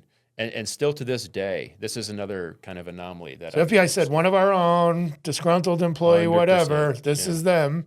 did it. But if you look into that document, you're not going to find anywhere that there was an anthrax attack at Fort McNair, Washington, D.C., Alpha Company, 3rd U.S. Infantry. Like, these people came in, they started putting our mail through this whole other process where they were, like, nuking it with some type of machine to see if there was anthrax involved in it. They were reading your mail. Exactly. Well, my teammate and I have been discussing why did they do this. So we thought, A, they wanted to see our mail perhaps, but B, it's a problem reaction solution thing. If you have these multiple places where all these anthrax incidents are happening, then you need more control. You need to beef up the ways to seek out this type of potential attack. And so my other teammate also said, maybe they just wanted to further traumatize the shit out of you guys. You just went through this event. They wanted to get into your mail. They wanted to see what you were doing. But then let's throw another layer of trauma over top of it, where now you even experience fear in your own barracks. So these people came in. They started to do whatever the hell that they did with the investigation. And all of a sudden, it disappeared as quickly as it came. And it was kind of like one of those incidents with the no ammunition on guard detail. It's like, can we get maybe a briefing on what the hell just happened? You got a bunch of infantry guys that are like, somebody just tried to kill us, and nobody knows. And so even to this day, like, you cannot find any information whatsoever. At ease, man. Yeah, at ease. You're good. You're good.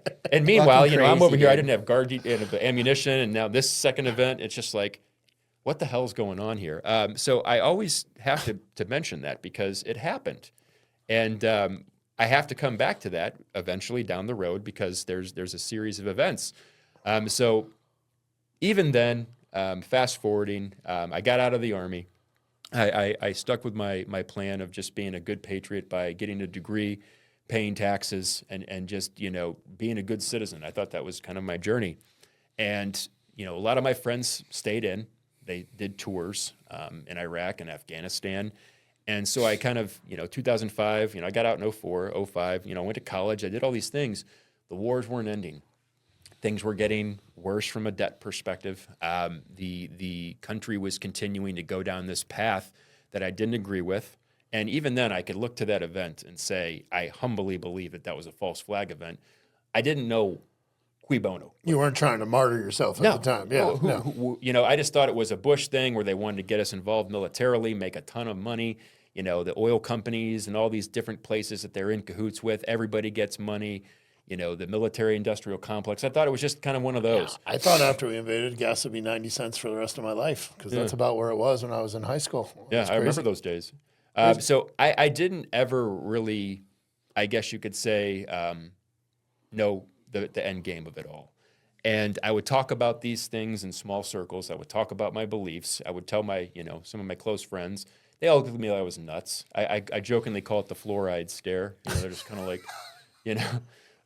I got that for years. And it's a check mark there too, Hutch. Well, Fluoride, bad. Yeah, and so I just tried my best to live my life. And then, I did the corporate thing for a while. Eventually, I got really involved with UPS. That was kind of the last place where I did corporate America. And I just realized then that the real way to go about life, if you're going to be in the business world, is ownership. And so I started a real estate company, moved away from New England, went back home to St. Louis. And as soon as I got my license, here comes this thing called COVID. And my first year of real estate, I did 10 deals. I was very happy with that. I was hustling. I was on a really good team. But when it came time to up my real estate license, I could just look at this world that was ridiculous. It was on fire. This is at the end of 2020. And I said to myself, if I'm calling COVID what it really is, and if we can look at this long series of events where people are questioning JFK, they're questioning Vietnam, they're questioning a lot of things, if they're asking their questions, they're also going to be asking 9/11 questions. They're going to arrive at 9/11 and think to themselves, okay, I've got questions here. And so I thought, in 2020, that's when I could seize the opportunity and start to really focus on this event that I was a part of, that I was talking about, that I thought for the longest time I witnessed a false flag event. And I thought, I'm going to start talking about my beliefs and my opinions about this, and I'm going to study it.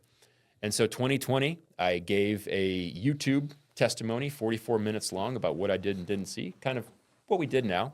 I released it to the world, and I thought, I'm just going to let that go. It's on YouTube now. People can seek it out. I'm like you, though. I chase things. I always want to do more. I never think that I'm doing enough. And I started to lead people to that YouTube conversation. Some people, it was getting a very positive response. I guess you could say it was kind of my litmus test. Because at that point in time, the world was still a pretty bad place. We could look at COVID, and it was still pretty early into COVID. We were a year in still. So some people still didn't really have an understanding of what was happening, what it could potentially be. And so, I didn't know where I was going to go with it, but I just knew that I was committed to telling my truth. And so I started to go on podcasts, and I eventually had an individual that reached out to me. This is an Instagram friend, and she said, you really should go on this gentleman's podcast. His name is Jason Shurka. And I said, okay. And so I reached out to him and I sent him my information. I said, hey, Jason, my name is Adam Eisenberg. Here's my documentation. I was at the Pentagon. I don't believe that an airplane hit the building. I also had, credible aeronautical parts experience. And I'm just out telling my story. And he invited me on, allowed me to come and tell my story. And so that talk went out in 2021. And that very same day, this is again back when I thought that all I had to do was just give talks and say, was there, Share my truth. Yeah. So that same day, Jason Shurka released our talk. And I have to say, my book's going to get into the extensive weeds about that relationship with him, because I have to make it very clear that I am in no way, shape, or form attached to him. I sent him my information. He said, sure, you can come tell your story. Sure. Because I don't trust that man. And you guys are going to learn why in my book and right now. But that conversation was released, him and I. And that very evening, down in the comments section of that collaboration, which unfortunately, nobody in the audience can go looking for that collaboration. It's no longer live, which Jason pulled it. Don't have a reason why he did that yet. My book's going to ask him why. Yeah, you have screenshots of all this stuff, though. You have the receipts, yeah. 100%. And so in the comments section, there was one individual that their name kept showing up, and that's Lee Wheelbarger. Dun, dun, dun. Dun, dun, dun. Yeah. So this gentleman, there was a lot of comments down in the comments section that said, you should speak to Lee Wheelbarger. He's on YouTube. Look up inventor Lee Wheelbarger. He's on YouTube. He was the head of logistics. Some of the comments section even said he was in charge that day. And so I, said, hey, in the comments section, I would love to speak to this gentleman. All these people started showing up, and it was basically his following. And so I had no idea. But it was super positive at the beginning. At the beginning. That looked like hey. Beginning, yeah. I mean, full disclosure, Steve and I have seen all the clips of the text messages and screenshots, and hopefully those are okay for us to share, 100%, after, because 100%. Wild. But sorry, I digress. I just wanted to validate what we've seen as well. So this gentleman who started to show up in the comments section, at that point in time, he had a YouTube channel, and it was called Inventor Lee Wheelbarger. And what he also offered in this YouTube channel was basically what he called KLW World News. And so he was kind of saying the types of things that you and I were saying. We were saying that the world has problems, that really the citizens are starting to become the journalists. And what this gentleman was providing essentially was a perspective that had over 30 years of the highest levels of the Department of Defense, the intelligence community, those experience and that type of, I guess you could say, overall just perspective. He was offering that in addition to the news that nobody is reporting on, that the mainstream news isn't reporting on. So you were on with Jason Shurka. Yep. And they pulled that video, and they come on, and you have a ton of these comments that are down there. And what happened? What happened next? So I put in there, hey, Mr. Wheelbarger, I would love to meet with you. Here's my email address. Let's talk. So I didn't know it at that point in time. He was giving a live broadcast. This is back in 2021. And, his moderators, I guess, were feeding him information about what they were also saying, and his people were talking to him about what they were saying in the comments section. And so he first put a video of him operating at the Pentagon that he had posted to his YouTube channel, basically showing him conducting the shoring up of the building. He was leading Old Guard soldiers, not just kind of participating in these, he was leading them. And he basically talked a lot of shit about me. And he said in the comments section, your guest is a bullshitter. I want to see his video evidence that he was even there. Where is his video evidence? Which is hysterical, because in his video evidence that he dropped, it shows him leading Old Guard soldiers. And it's like, hey, idiot, that's us. That's us. And not to mention, it's not standard issue to get a video camera when you're going on to for infantry units in 2001. Yeah, right. Oh, wait till you guys see what this guy has desperately tried to say over the years. But so he showed up, and I basically tried to be nice, and he was dogging me at first. I didn't realize it. I had to go back and watch his entire news broadcast. What were you thinking then? Oh, well, the things he was saying, talking shit, And I mean, I always expected that there could be some type of differing opinion, and that opinion could get ugly. But I at least kind of rested my laurels on the fact that if I just proved that I was there, it doesn't matter what you think. I was there. I'm entitled to my opinion. And I always thought, okay, this gentleman, he was there too. He can say whatever the hell he wants to say too. But I didn't think it was going to get out of hand like it did. And this guy started to attack me in every possible way, shape, and form. And I've got evidence of all this. And in doing so, he basically tried to establish himself as the subject matter expert. And what he employed was one of several different disinformation tactics. So he became kind of this person that, he said spent more time on site than any human being, that he was basically leading operations, saying the types of things that these people were writing in the comments section. And there's proof, evidence that, I've got it down to the names. I can show who was in charge of logistics, because of the documents. I can show who was actually in charge that day because of the documents. And so the claims that this guy was making didn't make any sense. So that happened shortly after the Jason Shurka incident.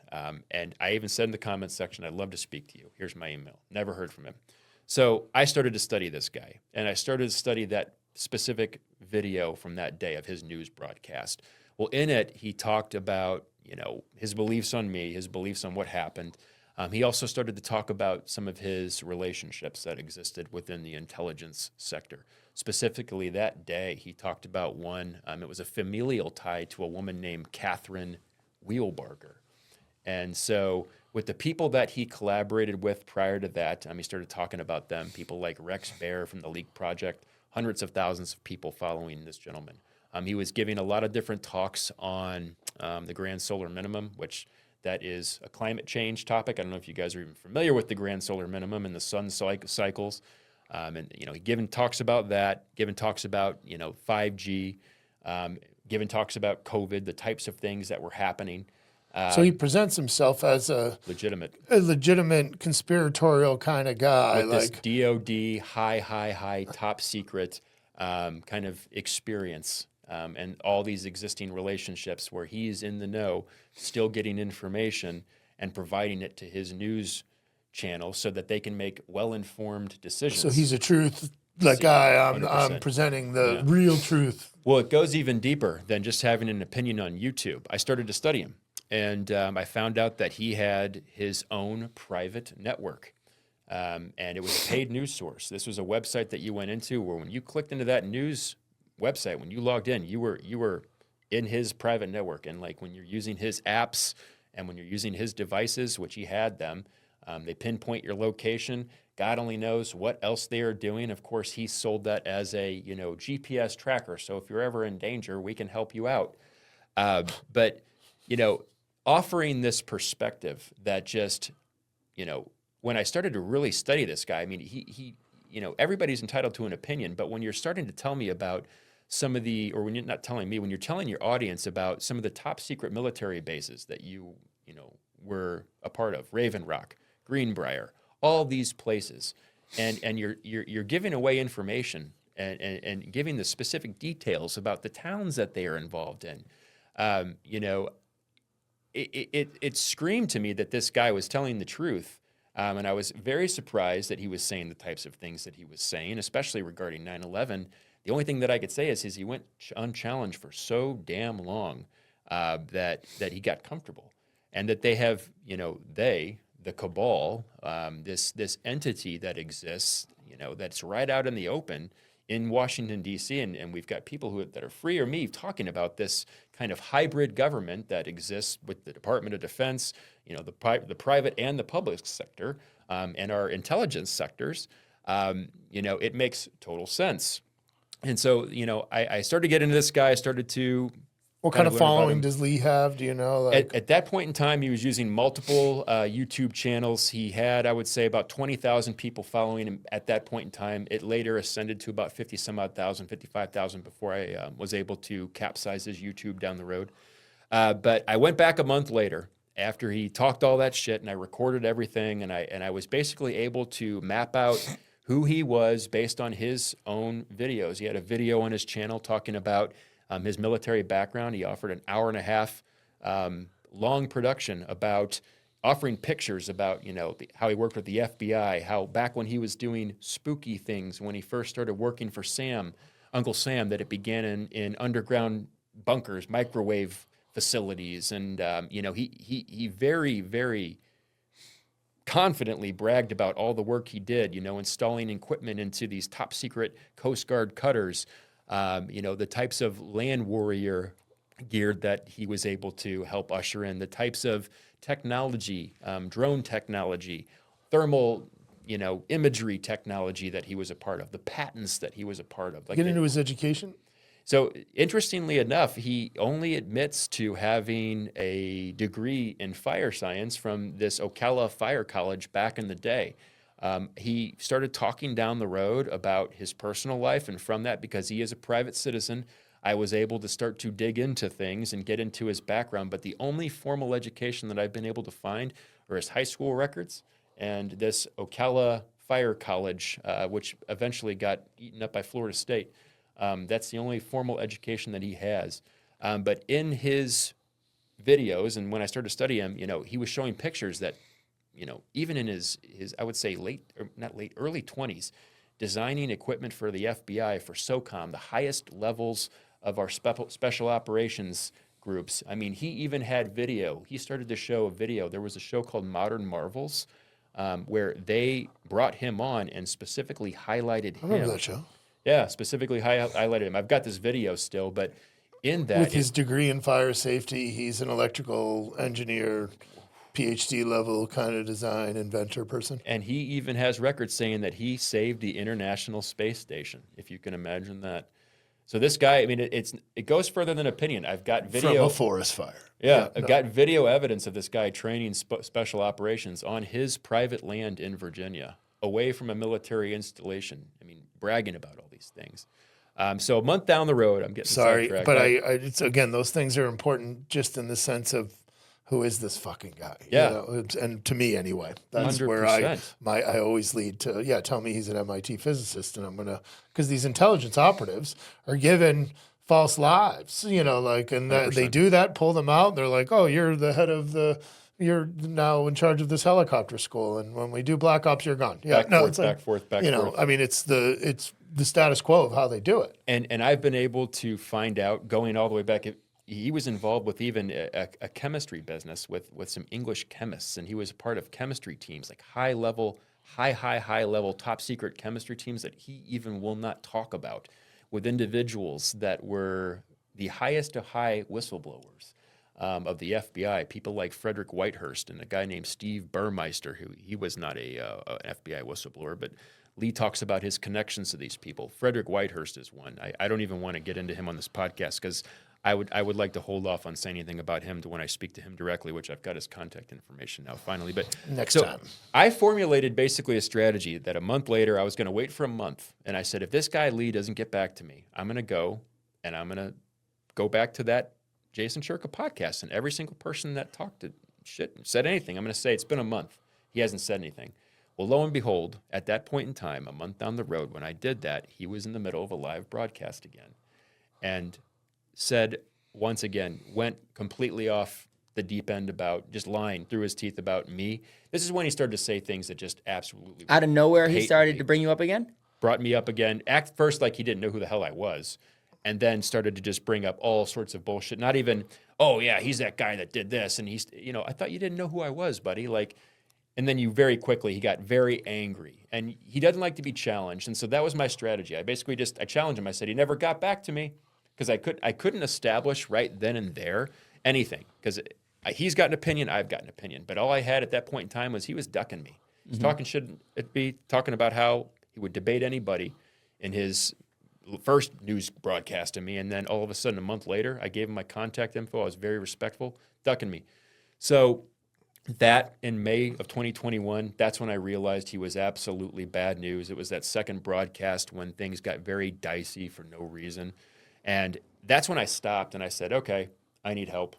I've been, I've walked into something, I was there. So, I've walked into something. I can legitimately say that there are doors that researchers just can't touch because they can't say that they were there. And so I turned and I said, okay, I need to get the 9/11 truth movement involved. And so I thought I'm going to first get a pilot involved. So I went to the only pilot that was really active, a guy named Dan Hanley, 911pilots.org.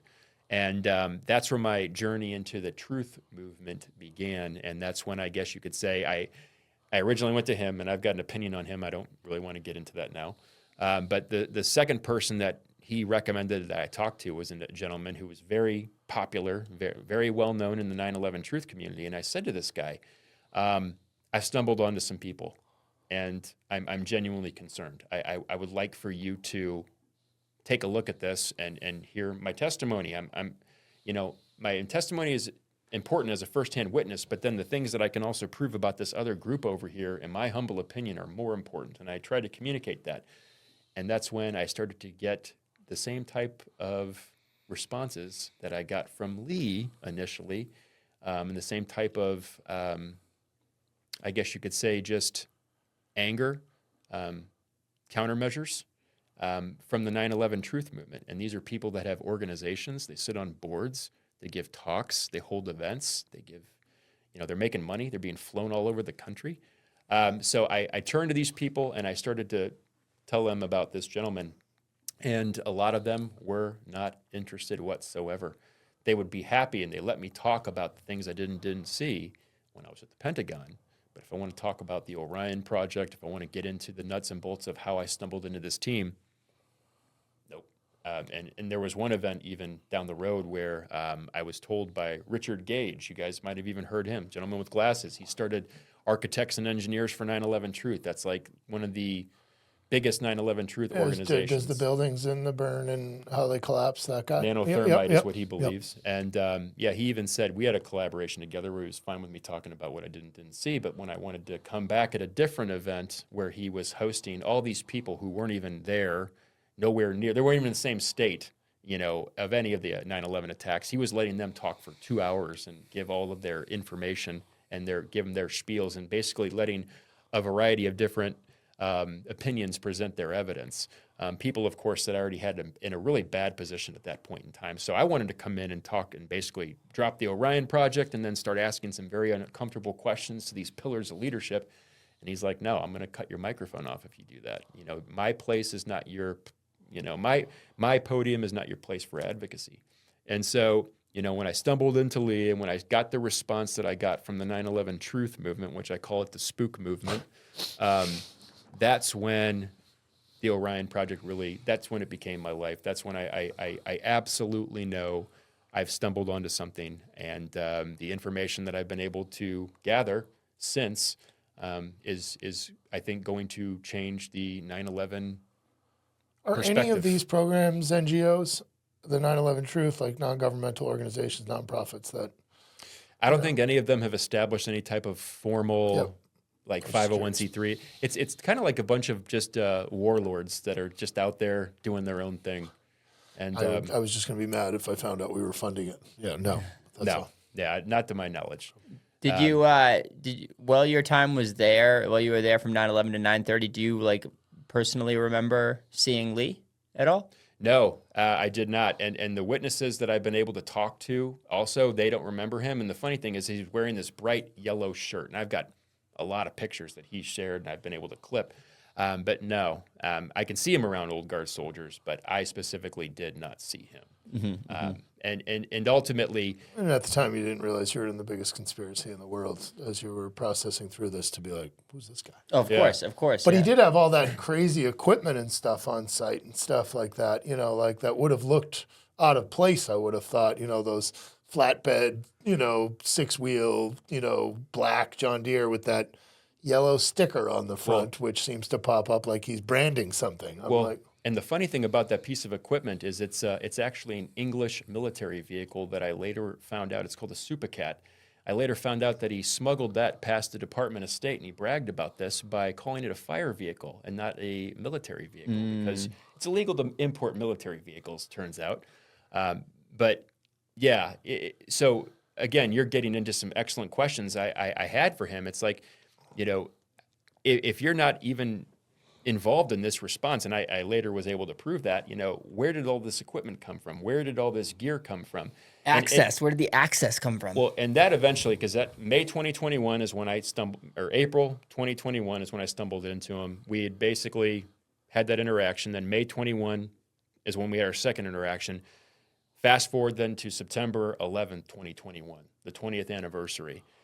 Shortly before that event, Lee basically said that, because of some recent criticisms that he had, because of some recent challenges that he had faced with some people that were out in the world talking about some September 11th, their opinions. He basically said me, without saying me.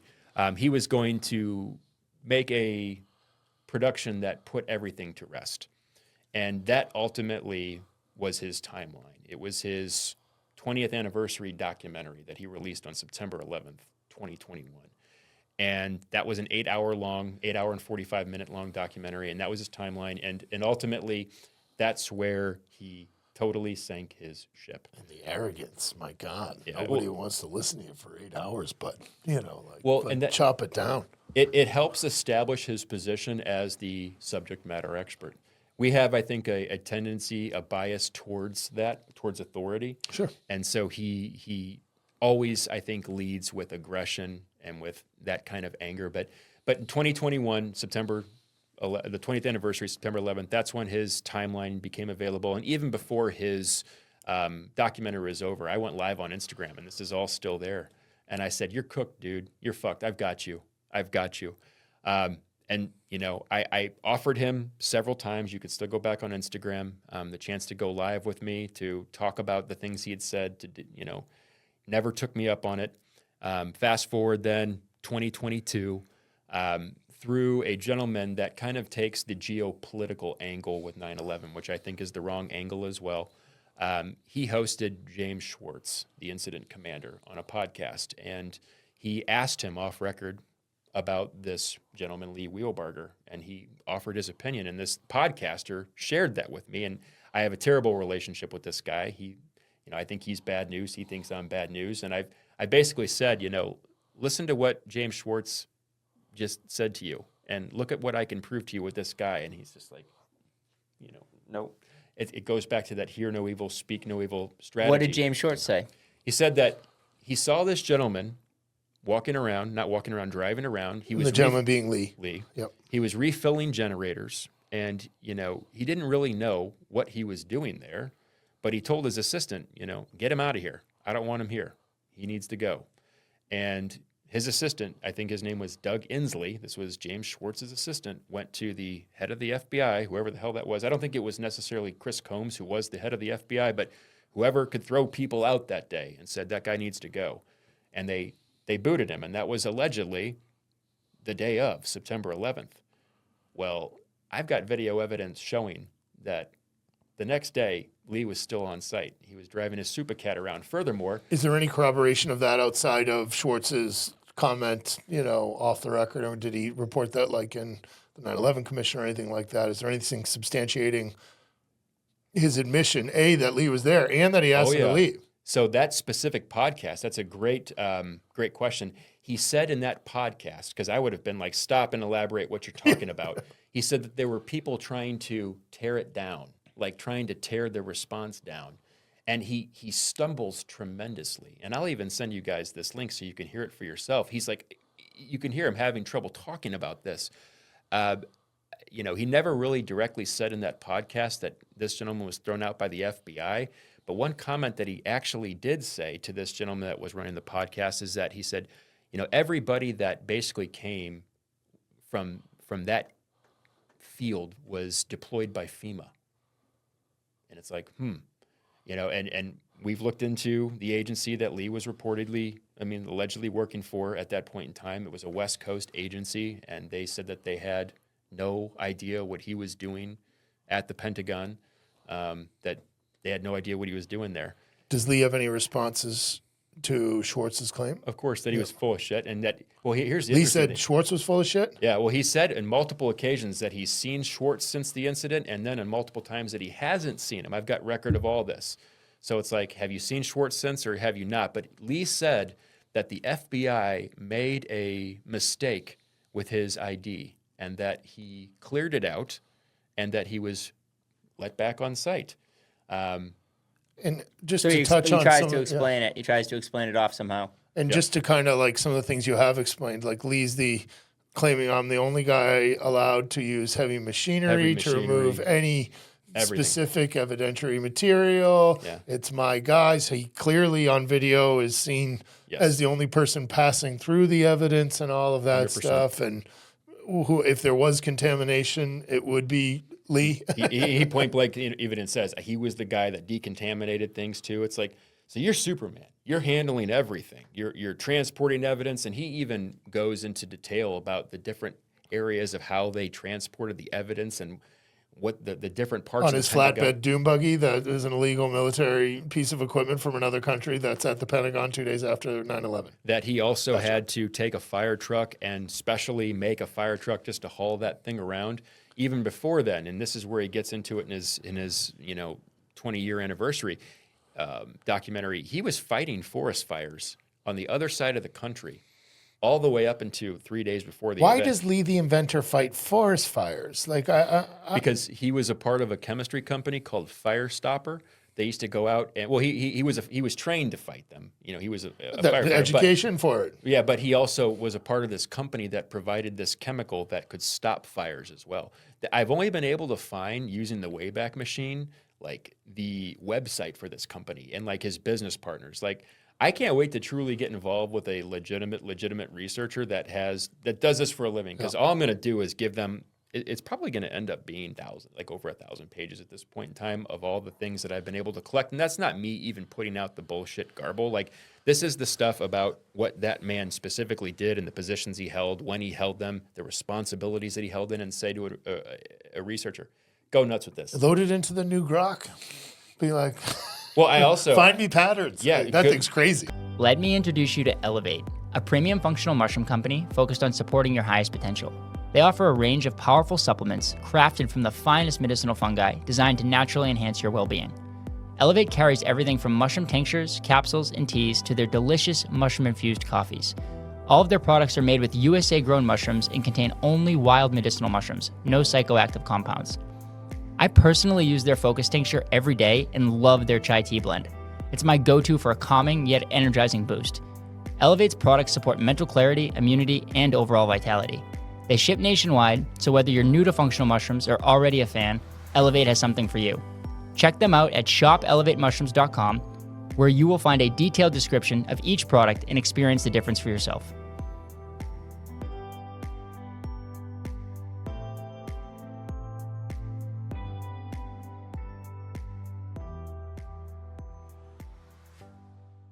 that was 2022 when Schwartz basically said that, and which is funny because I've got pictures as well of Lee giving the Virginia governor a tour of the Pentagon grounds, in his Supercat vehicle, wearing a NIFC shirt, the National Interagency Fire Center shirt, so it was not when the response was taking place. So, and then where it even gets hairier, I've got Lee mentioning that tour of the grounds took place on multiple dates.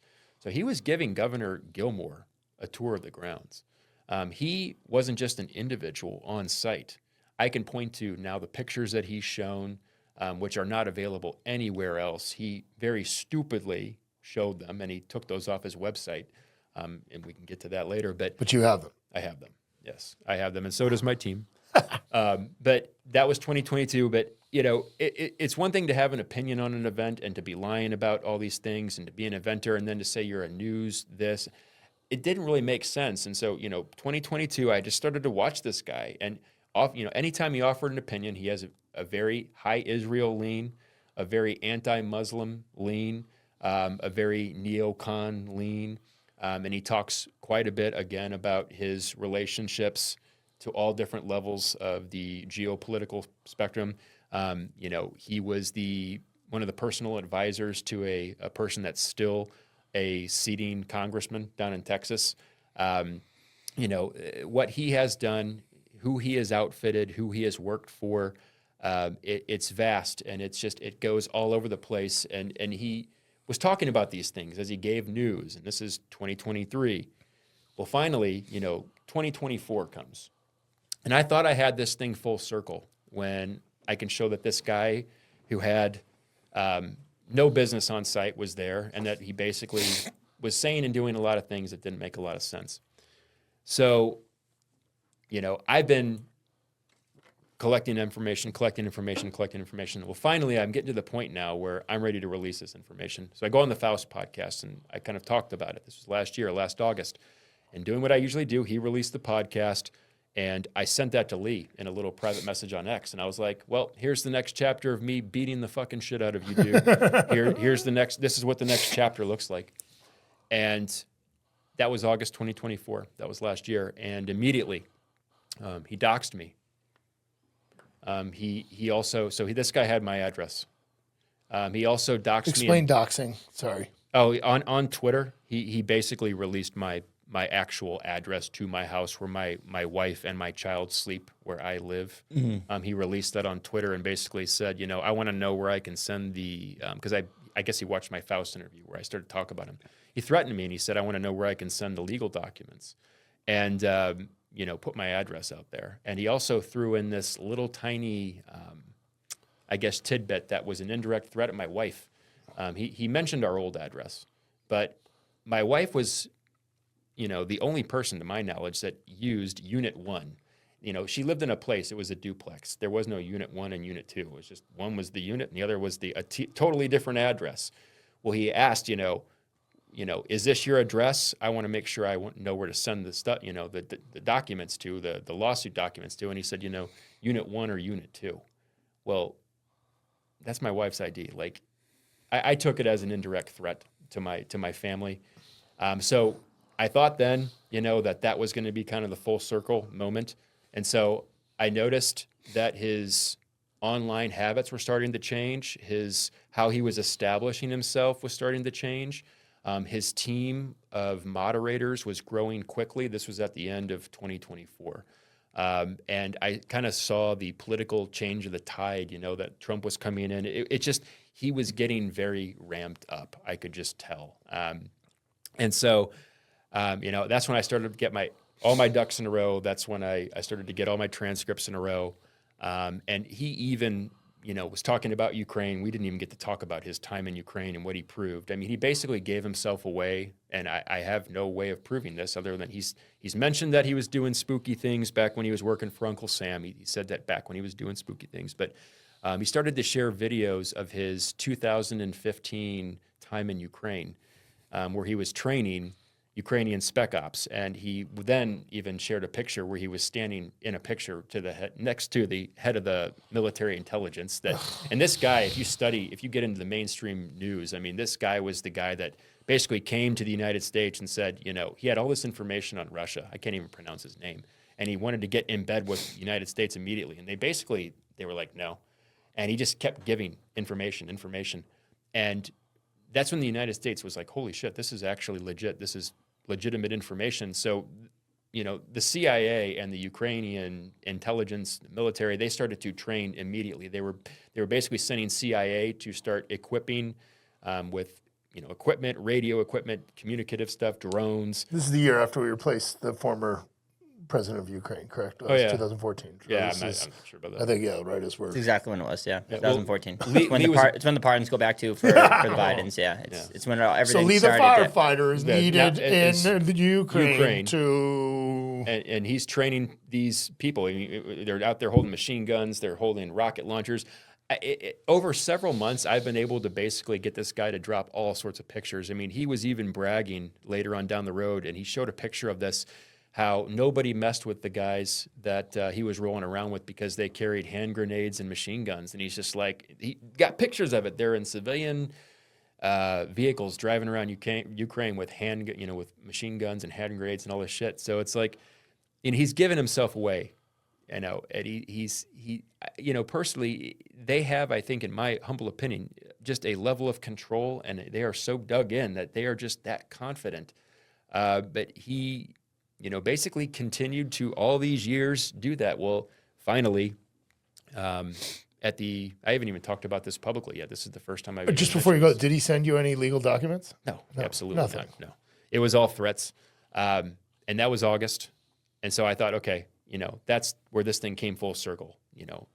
This guy threatened my family. Now I can really go somewhere with this.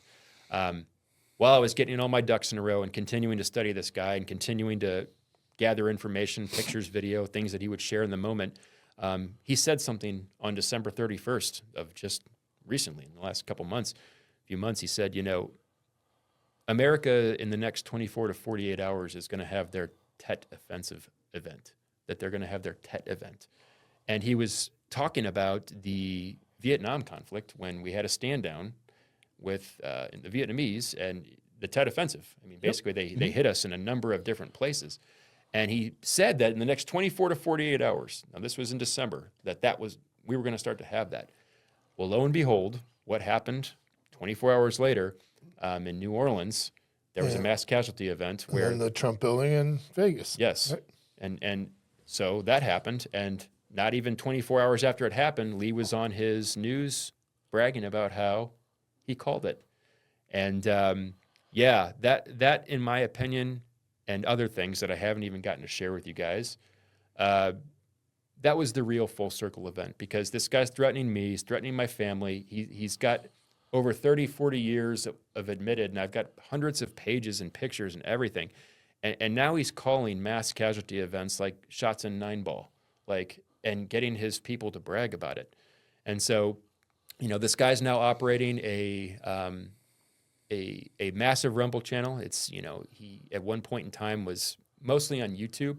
In 2024, earlier, before the Faust podcast, I forgot to mention this, I went public on the Free Thought Project. That's a libertarian podcast. They got about 500,000 people following them.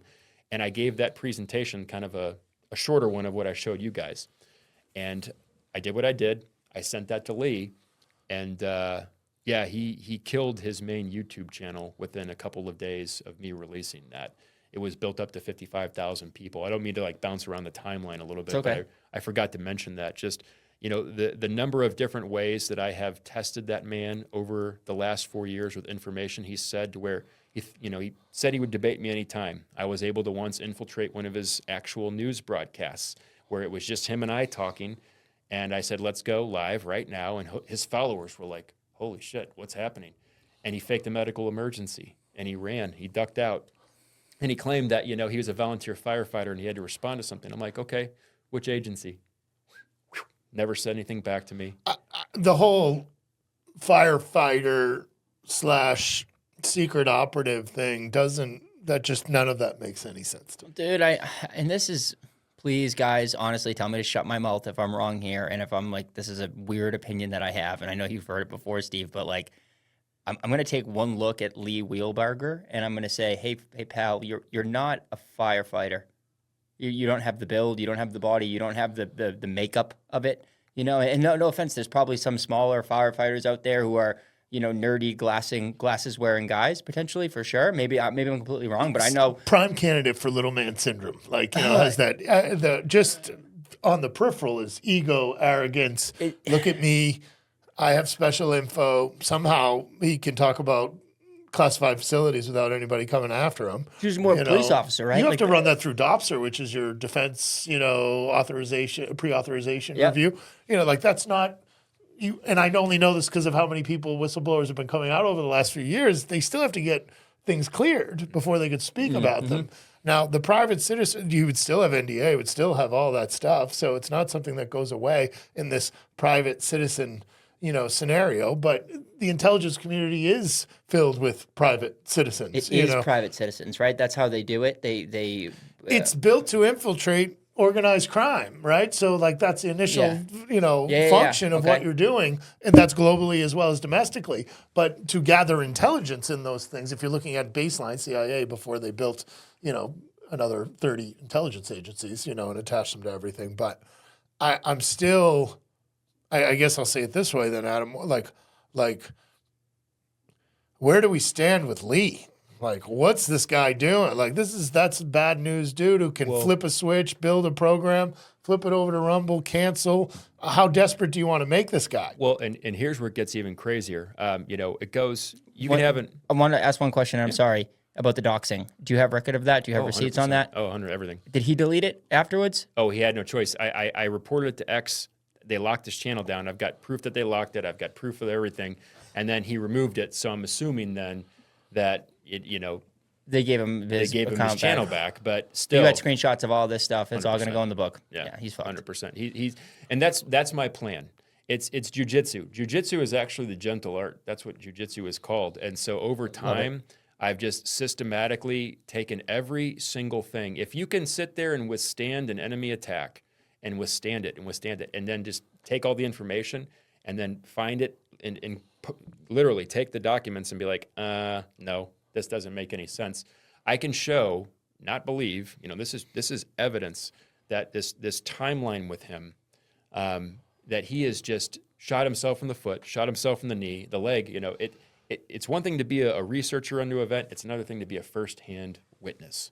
And ultimately, that is why I say that my opinion on what I didn't see pales in comparison to the individuals and the team, that I have been able to expose. And what this guy has been a part of, and the things that he has himself said. Another example, when I was, getting to know this guy, he bragged about being on this thing. It was a database called the IC Watch. Are you guys familiar with IC Watch? Have you ever heard about that? You guys know what WikiLeaks is. Yeah, course. Is this the intelligence community's watch? Well, WikiLeaks, there was this small group of journalists that went to WikiLeaks, I believe back in 2015. They were called Transparency Toolkit. And they said, hey, we used open source information on LinkedIn. We went to LinkedIn and we found tens of thousands of profiles, and they did Boolean searches where they just put in different NSA terminology of different programs that people were involved in and teams and everything. And Lee bragged about it. He was one of the people that came up in this, and it was ultimately people that were involved in high-level assassinations and, kill lists, drone attacks, and Lee bragged about this stuff. Because firefighters are always involved in those things. Yeah. Yeah. I just am like, how was he? I'm surprised because you said, you are a person. The best part about you is that you didn't come into this as a researcher. You came into it as boots on the ground. I was there. I was there, guys, and then I've taught myself obviously to become a researcher. Like, if you can't understand that on this podcast today, there's something wrong with you, because my man knows every single name and he's done this now for us twice. So like, you've become a great researcher, but I'm surprised that you have not, that somebody on X, hasn't seen you and taken what you've said and just been like, oh, Lee Wilberger, we're going deep, and we're going deep right now. Well, and some people have said that. Who should go deep. Yeah, I know exactly who should go deep. Well, I've asked people, I've said, let me get all the T's crossed, let me get all the I's dotted, let me make sure that this story, because I want to be able to, you can literally walk it into a courtroom. I'm done with opinion. We need stuff that we can use in a courtroom. And so I've said to these people, they're the lifeblood. I'm sorry. Opinions are the lifeblood. But we need fact. If we're not going to get fact, then we get fact from being able to share opinion and then sussing that opinion out and figuring out what is truth and what is not truth. Have Whitney's angry ass jump all over this or something. Yeah, dude. That's when I eventually I'm just going to hand some journalist team. I want to find the best journalism teams in the world, and I've had friends that I've got connections now. I've been able to and I want to say to people, I challenge you. I challenge you guys to try to break this. I mean, coincidentally, a year ago tomorrow will be the year anniversary when I put out a $5,000 debate challenge to the world. I've even said to people that have written books, all the truthers, the 9/11 truthers, even if you agree with me, let's see who can provide a more in-depth, these are the suspects, this is who we should be looking into, why we should be looking into them, and nobody will take me up on that, of course.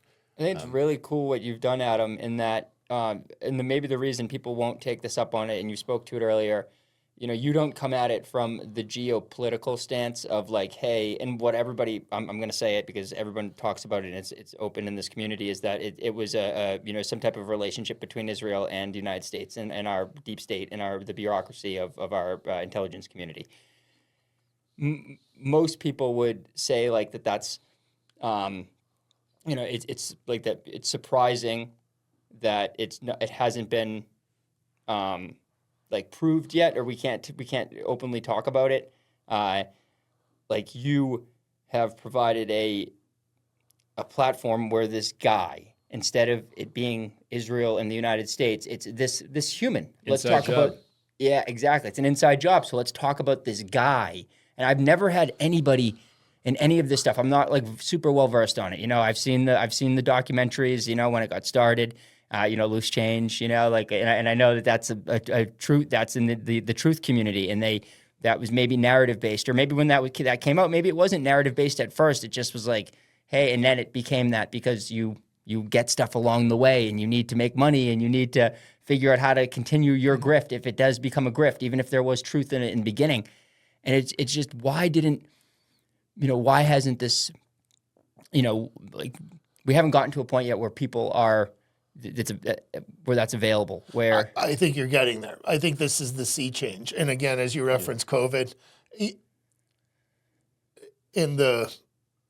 I guess that response to COVID was, which is, I hope is a backfiring intelligence op. Like, I hope that they had different plans for COVID and how they rolled that out, and it didn't work because now everybody's so pissed off that they're all searching for real truth.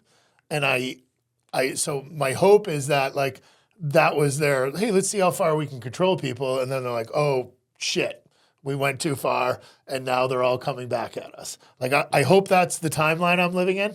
Like, that's what's really happening. I don't know. But I think that this truther aspect of, and again, I always talk to Steve about, you know, our original sins as a country, right? And where do we get?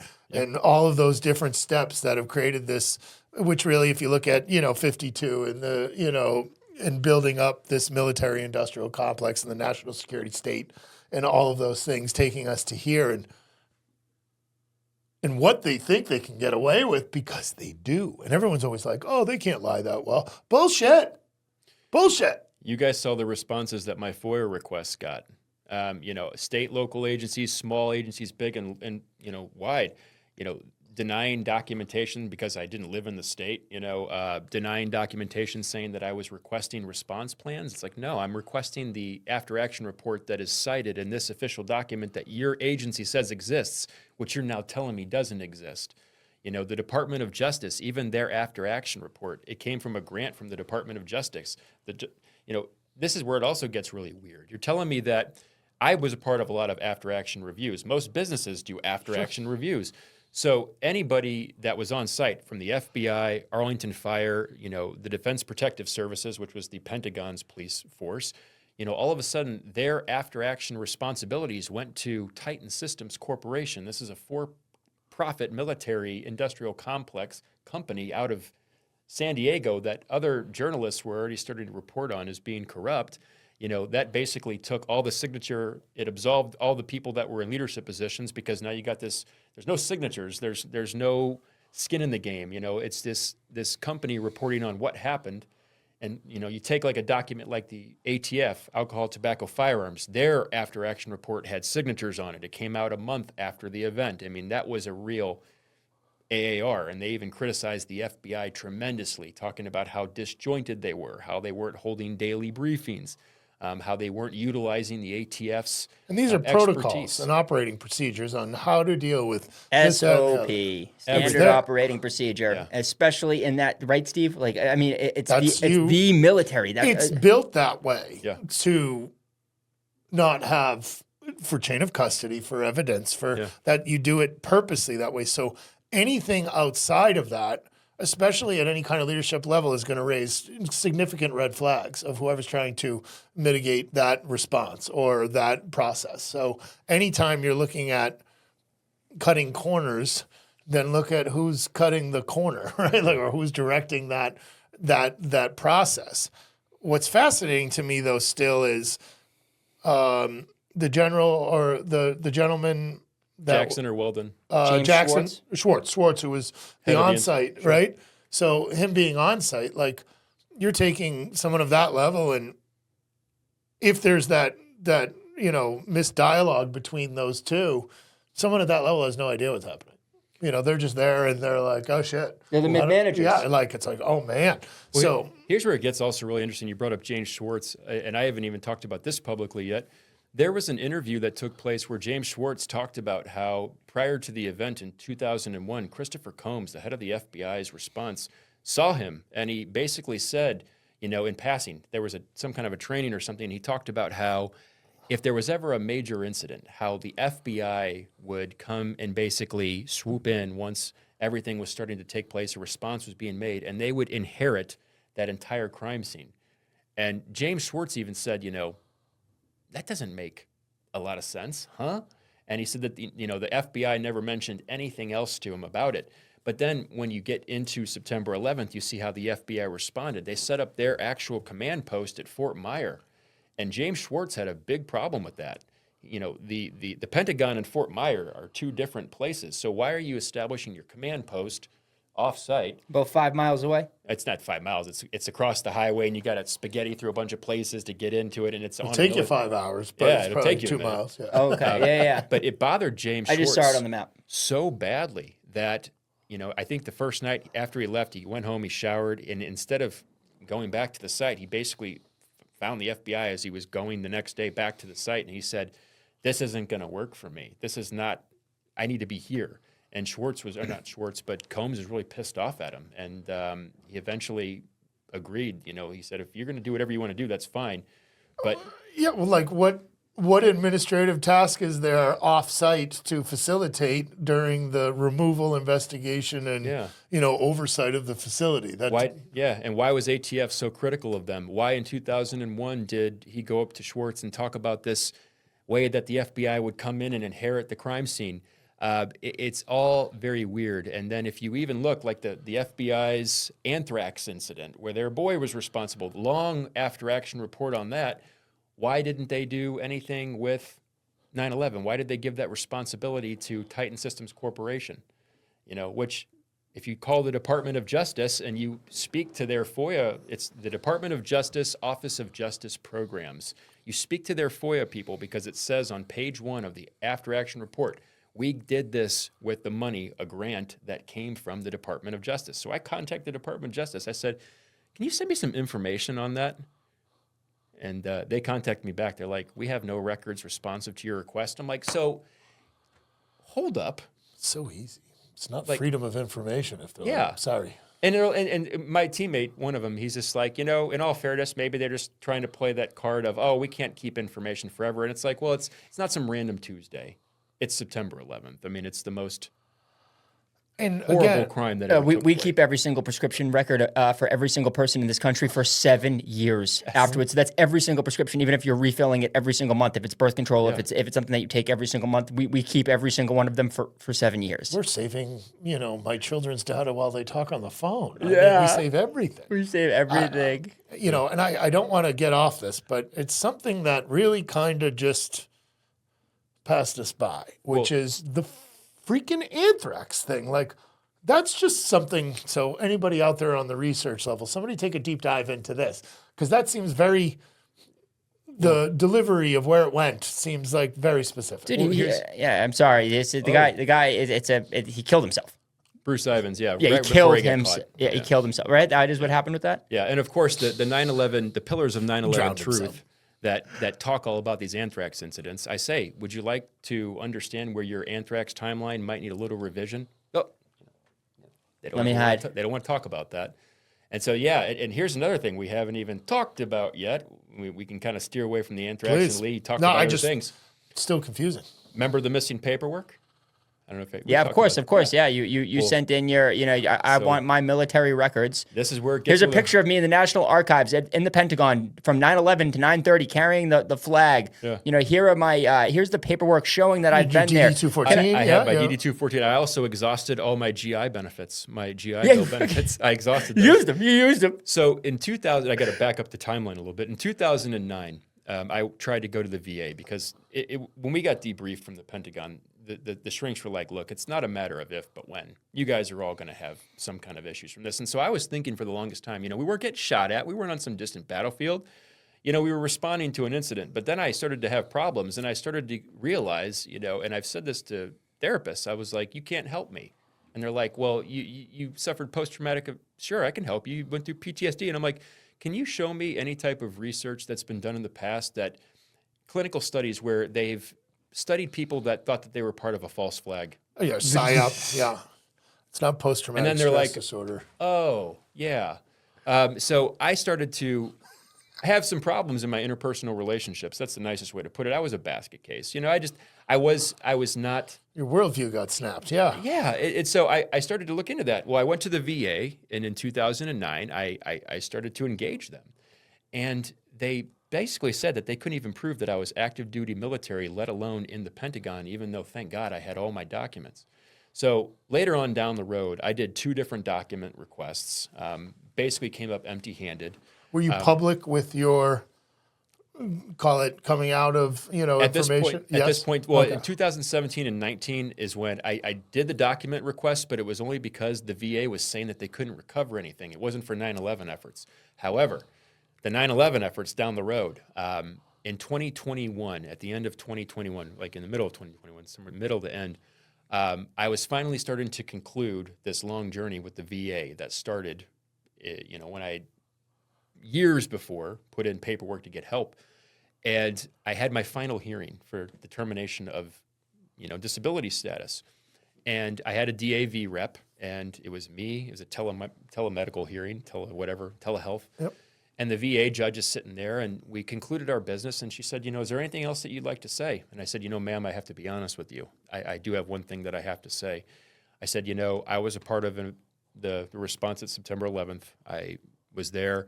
It's been something that I passionately now pursue and investigate. And I said, I want to tell you, I have the responsibility to tell you as a federal VA judge that I've stumbled on people that I believe were responsible for that event, and that I witnessed a false flag event, and that I could point to people right now. And I'm telling you that as a judge. I'm telling you that because I have your attention. And I can now remember that was in May. I thought it was later part of the year, but it was in May.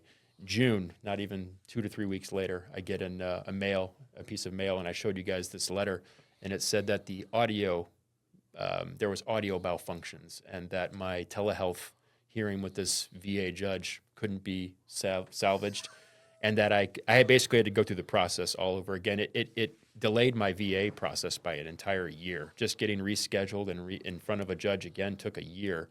But I think that, ultimately, my theory back then is you have to take action. You have to take action if I'm saying this. And not only that, I submitted a piece of evidence where I said, the PTSD came from the incident at the Pentagon, but then there was an anthrax incident where we were witness to that. It traumatized us.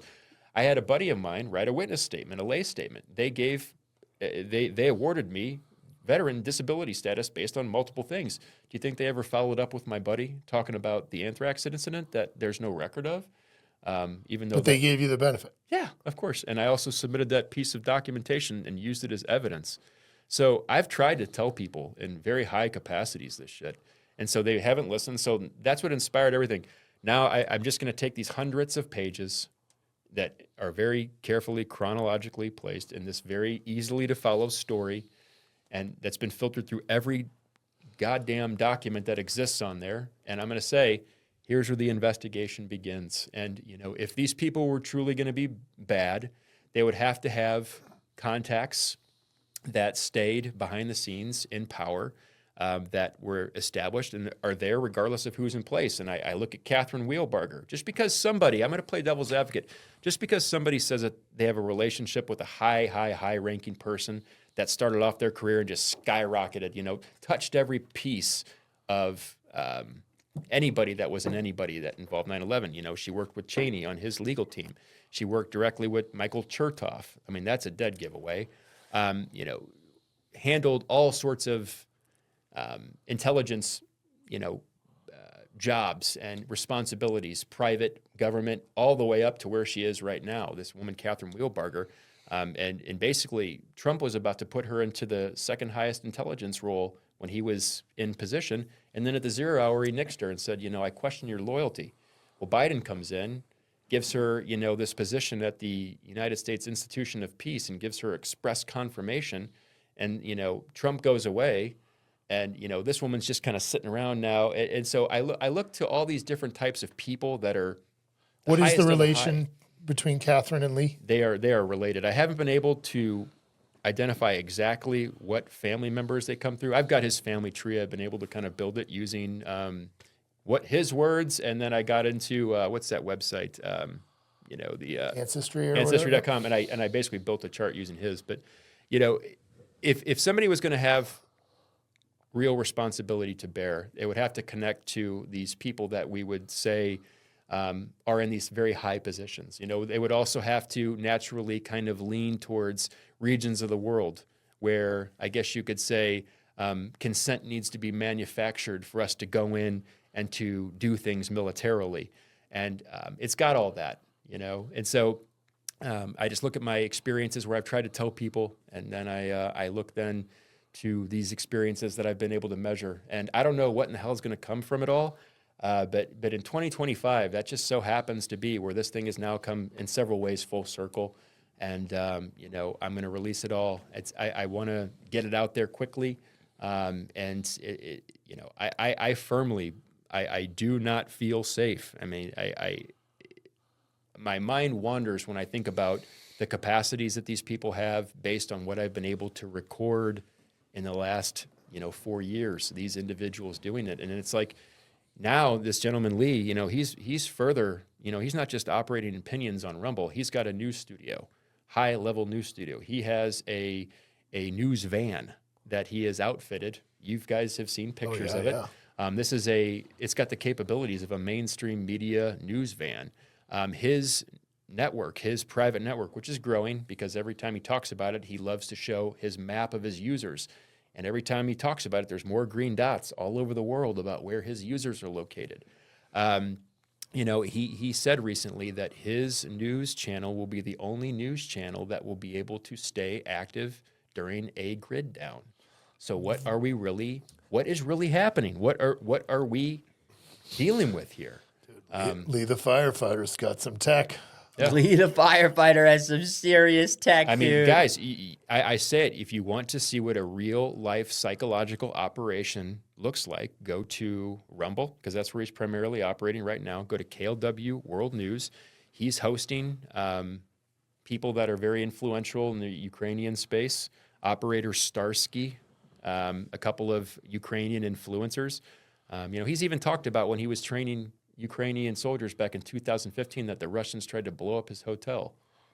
Lee the firefighter.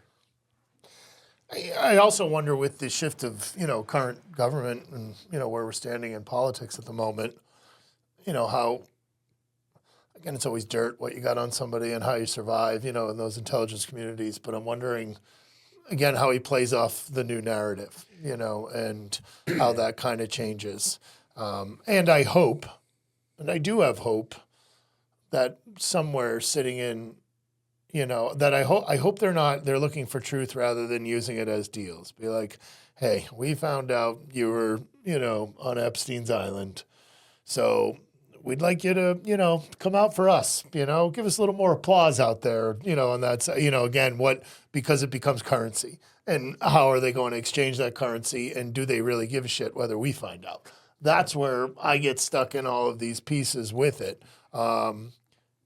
But I think you're at the right point, and I think you need to, now it's, finding out what else is this guy doing. But again, how desperate do you want to make someone who's changed a YouTube channel where you feel like you've had some at least responsibility there, where you've, got him to walk off stage on a, fake health emergency, or I'm going to stop a fire with my, high tech. Well, there's other stuff. I've even, when he doxed me, I started to say, okay, I'm And going even to that, I mean, find now- a relive. Well, I was able to track this guy down. He claims he's a millionaire, all this money. He's got this farm in. Yeah, how do you like that, Lee? I'm going to send this video to him when it's released. Giddy up. He's also got this little 600 square foot shithole that has got cameras all over it, in that same town, all this, this spy gear like antennas and shit coming out of the house, and of course his wife, if you Google this address, the Google truck captured his wife in the backyard. So I'm like, how great of a bad guy are you really? But, that's just another thing. Like, why are you operating in this little tiny town where there's no police force? And you've got a farm in this town where there's also a house. and this is your little space that's got tricked out with cameras everywhere. And it's like, what's under the ground there? I mean, who knows? Well, it goes back to what I was saying earlier, right? Like, if he did this, if he was this guy who did this, who was involved in running this operation or involved in this operation, he is a loose end, and that he needs to protect himself against that. There's And got to be so- a level of paranoia on huge levels. I would Yeah, so, agree. the reason he is great, maybe that's Especially part with of his it. anger Or, response to you, that's a red flag to me of someone. Oh, well, when we in October, in August, when I did the Faust podcast, and I sent him that video, and I was like, "This is what's coming next." There was another chapter we haven't even discussed, and this is still a live video. If you go to his Rumble, I've basically spent several years thinking, how in the hell could this guy ever possibly fight back against me? And then last August, I found out he found the one time where I misspoke about my arrival. You guys, I'm assuming, know how easy it is to misspeak when you're talking Sure. I do it all the time. extemporaneously. Yeah, he found the one time I misspoke about it, the one time. And he basically then went into a live news broadcast once again and kept insinuating that I was lying and committing stolen valor because I said that I came on the 12th, when in fact I came on the 11th, and we were performing 12-hour work days. The rest of the unit, a lot of different people in the unit came on the 12th. So there's a lot of 11s and 12th. He took that. I've been following this guy, tracking him down, questioning him, pressuring him for almost 4 years. And that was the one time that he decided to go live. And in front of 600 people, you can still see this on his KLW. He bragged about it. I gave him a call sign. I call him Star Fox because he was the Star Fox. What does a fox do? A fox makes their way into the hen house. He was the Star Fox. Bragged about it, and then continued to say that I was lying because I admitted somewhere else. I was like, no, I misspoke. And then so he's like, tell me that you arrived on the 11th. So I just started sending my pictures of my paperwork. I'm like, here you go. And, this big, long 3-hour event where he just kept trying to insist that I was committing stolen valor. And I'm like, so that's the way he's going to try to play this. They do. That's the way. The one time that I misspoke. And so I've got this guy into Just think about how concerned he is about what you're saying, that he went and researched everything you've ever spoken about to find that. The guy who thinks you're full of shit doesn't care about you. Or was it one of his 20 accomplices? This guy has that's 20. crazy. Tell me about 20. that. Like the moderators, I don't Okay. know enough about that, So- but what's standard for a big show like that? Zero. I mean, most news channels, they just let the comments roll. Like, you want to say whatever the hell. Well, maybe in podcast, I've heard that term before, the moderator. it's funny, different strokes for different folks. So like somebody like Joe Rogan doesn't have a team like that. They don't employ people like that. But then you have some of like Joe Rogan's friends, who I'm not necessarily going to say, but they definitely have employed people like that. And sometimes it can be 5 or 6 people. But this is cheap work. Like These guys like, all right, just log in, make keep this positive moving. comments. Gotcha. If negative comments are made, fight This back guy's got against those 20 people doing fight back against those negative comments. Here's our daily briefing regarding this post. This is how we're going to talk about this narrative. Let's just And I'm sorry, go ahead. No, that's just it's what it is, and it can be something as stupid as like a comedian's Tell me I'm podcast. handsome. Like a comedian, exactly, like a comedian's podcast. Hutch, Hey, if we have one of those, can you write Steve is awesome on this thing? Yeah. So this guy has always had moderators, but the amount of moderators that he's now using is off the charts. The gear that he's using is top notch, high level studio gear. He's got a studio. He had to just install a brand new air conditioning unit because the temperature was getting out of control in the studio. So is this really user funded like he claims it is, that everything is user funded, We just failed our 7th audit at the Pentagon. Trillions goes missing, and no problem. You're a businessman. What happens if we're maybe missing a few $100 here and there? I mean, but trillions, So the Department of Defense has the capacity to technically fund these people, but he claims it's all user funded. And if you go to his YouTube and his Rumble and all this stuff, you can see this, person building this news organization. Now, he is very confident. He said in a recent broadcast that he has now set the stage to where his news organization is going to be around long after he's gone, regardless of what anybody thinks. So, what is happening there? I see how he's starting to blend in with other news providers that are like him, some of them bigger, some of them smaller, and they all follow this very similar format where they kind of break up the screen into 4 parts. They'll watch, flight radar in one of them. They'll put live camera feeds from around the world in one of them. They'll, bring up news from, what's going on around the world in one screen. And then the last one, they might have like a whatever they can kind of throw in. But there's Star Fox. T-shirt for sale. Yeah, Star Fox is big and small, I say. And it's very interesting. And these people have admitted in the chat sections that, hey, go follow this guy Lee. And he's also said, I'm not going to name their names. I don't want to give it all away. Who these people are and that, he's part, these people are part of their little network. But ultimately, I look back to people like Yuri Bezmenov, the Russian propagandist, that said there's going to come a point in time in America where even if you present raw data that's right in your face and you give it to these people, and they say, okay, you need to formulate an opinion based on what I'm sharing with you, that we're going to be so bombarded with so much shit and so much craziness that we're not going to be able to formulate an opinion on even very simple stuff. And I think we're there. Yeah, I think we're there. Yeah, we're there. We're definitely there. How scary is that? Yeah, I mean, look at what's happening with the astronomical debt. We're paying interest on exorbitant interest rates on things. I mean, it's nuts, and we're just it's like the United States. We got the thumb is just on us. I mean, we can't focus on things like 9/11 and government corruption because we're so pinned to the ground in other places. I mean, it's just keep pinning me, baby, because this is my. But life. I think that's part of the process. Oh, You for want me me, it was. fucking come and get me. I say good, like Jocko Willink says, good. I've got that picture in my office. It just says good. It's like, okay, good. Nobody else is writing a book about this. Good. My team and I will. Keep us in a forever war, and we won't focus on home at all. So this whole forever war thing is. Let's focus on the forever war, and let's focus on men playing in girls' sports, and let's just Things that don't matter. Things that don't matter, and no Distractions. No offense to you, Steve. I love you. The UAP thing. Well, I think it's a bigger issue. That they're bringing it up for distraction purposes and not because. Oh, I don't think they're bringing that up for distraction purposes. I don't. I think that is the ultimate psyop. Using and obfuscating something real and adding a bunch of bullshit around it. But it still takes me back to, does any of this shit matter if we don't know the true nature of our reality? Which I think is something they obfuscate as well, because they know more. So when you're fighting for a forever war or ideology or religion or all of these things that are, for me, man created to create division, then I know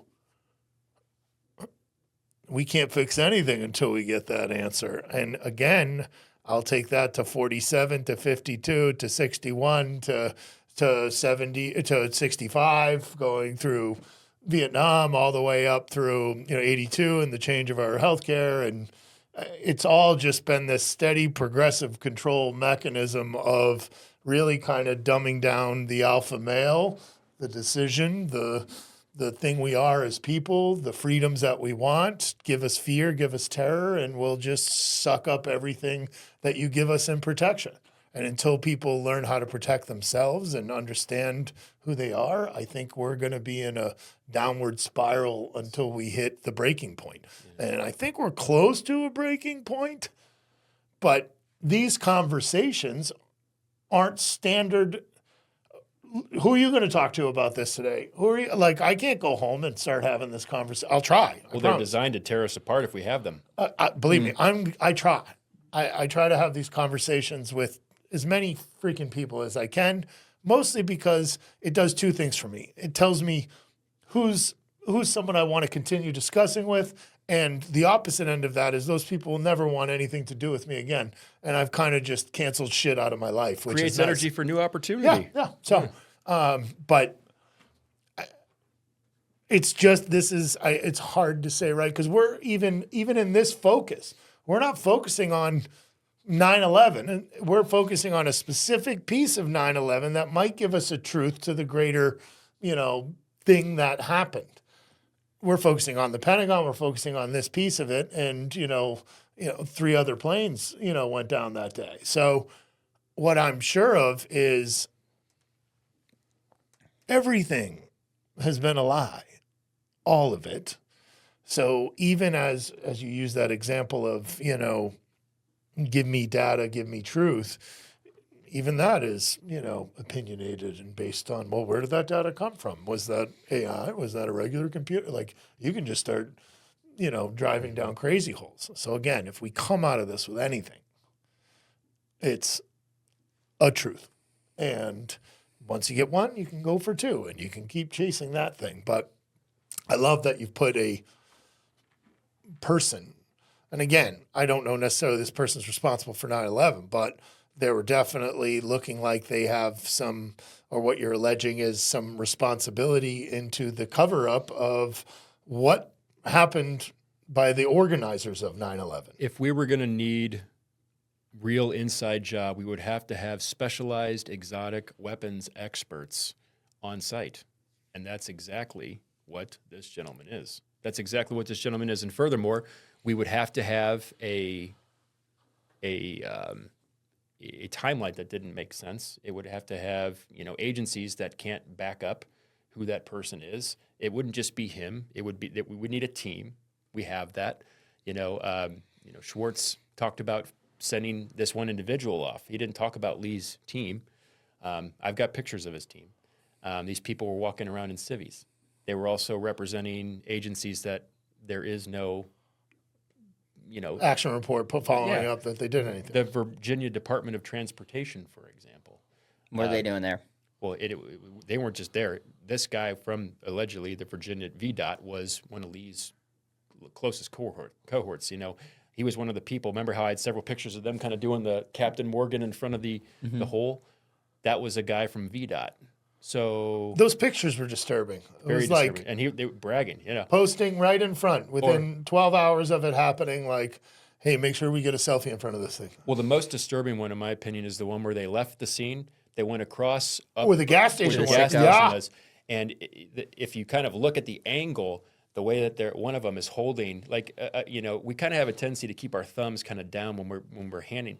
His thumb is up like this, and the camera is like shooting right over to where the damage of the Pentagon is, and he's giving the thumbs up, and it's just like, according to Lee, he was there working harder than anybody nonstop. He said in a later audio interview that he was working so hard that the medic that was ordered to him, so who ordered that medic to him, and I got pictures of this woman, ordered him to leave. She said, "You're leaving. I'm telling you now that you're leaving."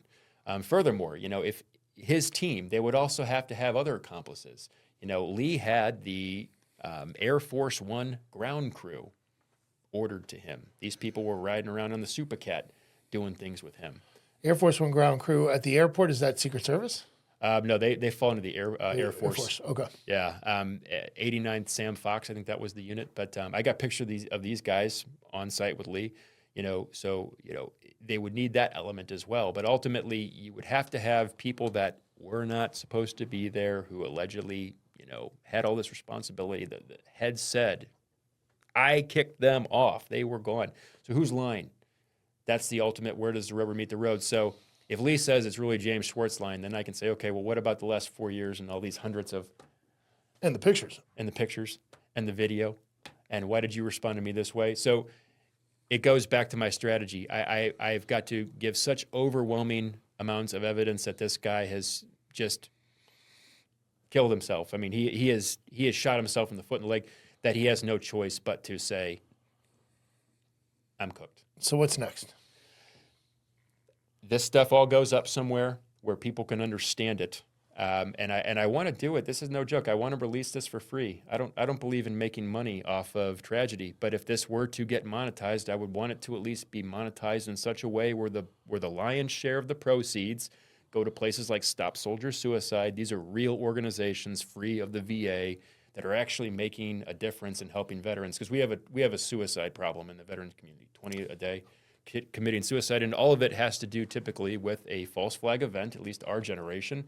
People went off to war and they took part in something that was all a lie. And so, I want to get basically. There are some great veteran organizations out there that are doing, God's work. I believe that Veterans Count's a great one. That's headquartered out of New Hampshire. But I've seen my family's a big supporter of these, and let us know as you get down that Appreciate route. that. So Yeah, get we're it all out. we're a huge supporter, obviously, on this show, but on Dr. BeeWell as well, about the psychedelic, veteran movement, and what I've talked to so many veterans that have been helped, through psychedelics. overall mental health, Psilocybin. Well, you talked. I was going to say this a couple hours ago. We started talking. You talked about the year that you pay for, where your kids are like, okay, I'm going to take a year and relax. I say, go to a place where you're with your friends in a very safe, closed-off environment, and do 5 grams of psilocybin and sit back and relax and see what happens. See what you see. Yeah, tell us where your mind comes out. Honestly, I used to say that, as crazy as this goes, because my wife is so conservative in these kind of. I'm like, it was the most educational thing I've ever done. Yeah. Like truly, the number one thing. Calling it, grade school, high school, college, military, whatever. I learned more in that one day. Yeah. About me. And again, we can go down that road too. The problem is, it never ends. You can look at all these things and how, whether it's the government, telling us not to do these things, not to go this route, the lowering of dopamine, the lowering of testosterone, the lowering of everything we're trying to do in this, conforming world of bullshit. That I fight every day with my kids and trying to make sure that they're trying to just not follow the noise. What I will say is the younger generation is even, Steve and I are about a generation apart. I think we're similar in age. I'm 43. I'm a little older.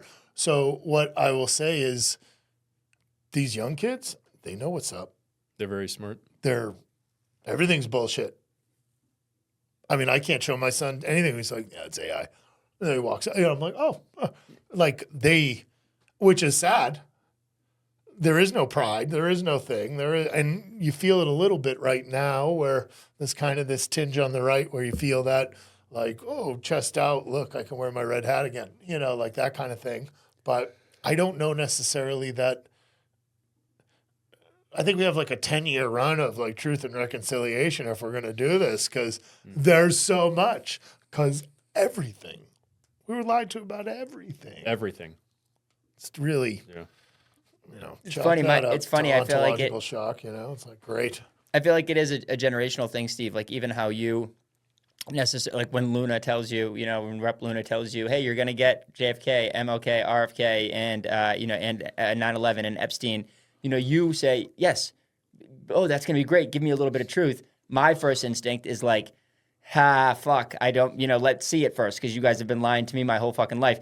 For sure. The generation that's even, that your son's generations, they're at the point where it's like, I'm not even entertaining it. I'm not even entertaining it because I know it's a lie. Me, I'll entertain it. Yeah, let's get into it a little bit, but it's just, they keep pushing us. They keep trying to control us through narrative and through misinformation. I was just shocked that they said those fucking words. Yeah. Like, believe me, I remember the time where you say 3 or 4 of those words and they're like, we need to lock this person up because they're crazy. Oh, I was there, and I talked to family members about this stuff, what I did and didn't see, and they're kind of like, so that's what deterred me for so long. But I say to people, that was a blessing in disguise, because it let everybody else set up the battlefield. So I've kind of come in and been like, okay.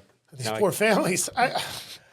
Imagine that must be the worst, is having a, child who decides to go into the service or work for the government or randomly gets on, the wrong plane, and you have no idea what happened. None. No truth, nothing. And to the point where you probably want to accept the truth that's being fed to you just because it gives you some level of closure or whatever it is. So to reopen that wound, that's going to be an uphill battle too. Well, and that's why I said to people, hey guys, I was there. I'm doing this. This is a healing journey, and even now the feds are still trying to pin it on, like, not pin it, but they're trying to like introduce this Saudi Arabian kind of like aspect of it. And it's like, it's been over 20 years. Like I've been able to kind of collect what I was able to collect in like 4 years and some change. And you guys have been at this for 20 years, and we can point to like other agencies that were calling the FBI out and different interviews that were calling the FBI out. It's like, miss me with your bullshit. We don't, we don't believe you anymore. We do not believe you. Or it was a guy in a cave who was on dialysis, who was running it out of the mountains in Afghanistan, who then, when we captured 15 years later, we decided to, hey, throw that shit in the sea. Don't let anybody take a look at that thing, just in case, just chalk it up, keep adding it on. It's just never is there resolution in anything. Yeah. I mean, I can't, like, fortunately, we resolved that. I don't, I don't think it's resolved. that's what I mean. Yeah, exactly, right? When have we ever been able to say that? We're Yeah, sp- I we don't might- think that's real. We might have someone from SEAL Team 6 do we have access to them? They might come on Right. the show. Yeah, that'd be pretty cool. That But even was there those with guys in Osama the bin Laden. special operations, you know, even as I learn more about that now, where there's levels of special ops that I thought Delta was so secret, I didn't think you ever talked about, you know, anything beyond that. And then there's like, oh, well, you know, there's the tier 1 Delta, you know, the tier 1 operator that are private contractors that as soon as they realize how fucking awesome they are, they give them a job that is in the civilian world. And then they'll be like, hey, we'll just pull you in when we need you. And we'll give you all this special training that you can monetize, profitize, which seems very similar to something along the lines of, you know, a Wheelburger. You know, they're given skills to create a life that isn't real so that they can be special operatives beyond the level of Delta, beyond the level of Ranger, beyond the level of, you know, anybody, OSI or something like that, you know, that's in all the different military organizations. Here's something I haven't talked about either. You talked about special operations and the tasks. Wheelbarger had a guy on his team, he admitted this, that was one of the first original SEALs, UDT. The interesting thing about this gentleman is that he came from the state of Kentucky.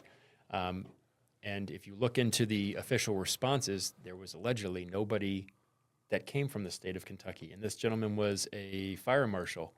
And Lee mentioned that he was on, you know, he was a part of this guy's team.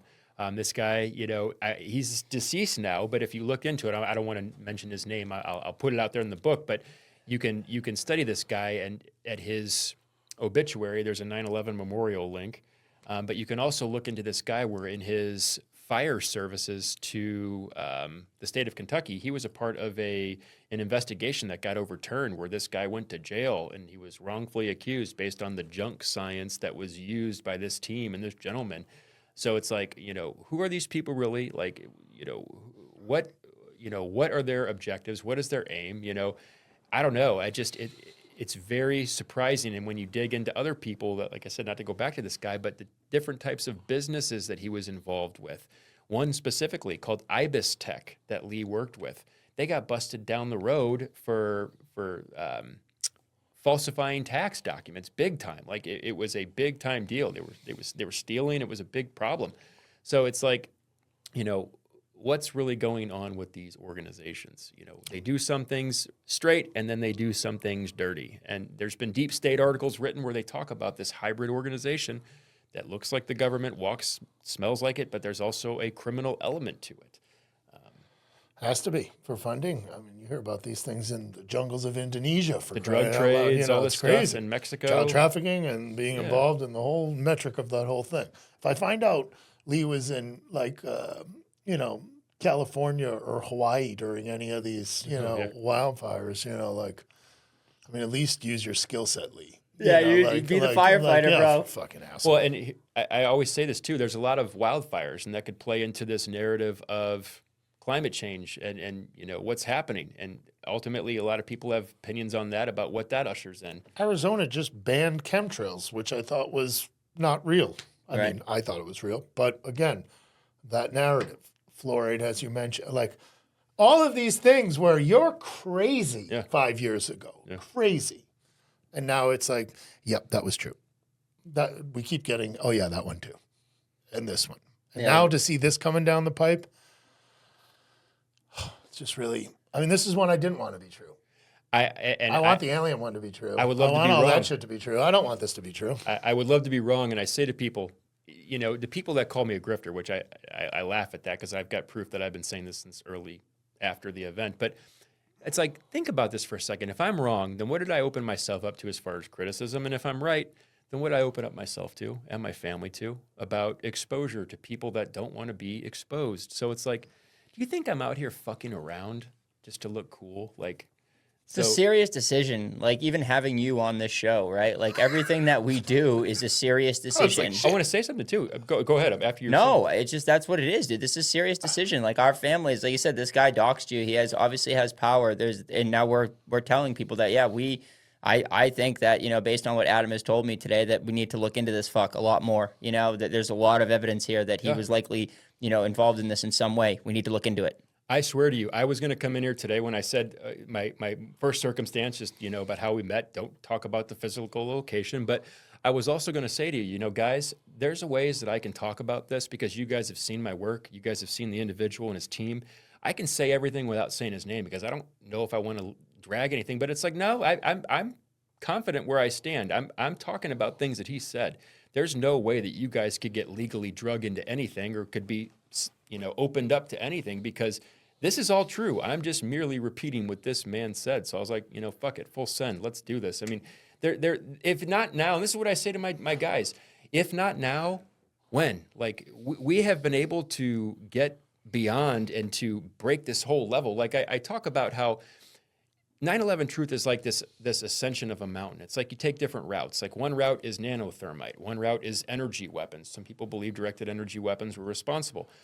Some people say that the geopolitical route is the way to go. I think that the Pentagon is the way to go.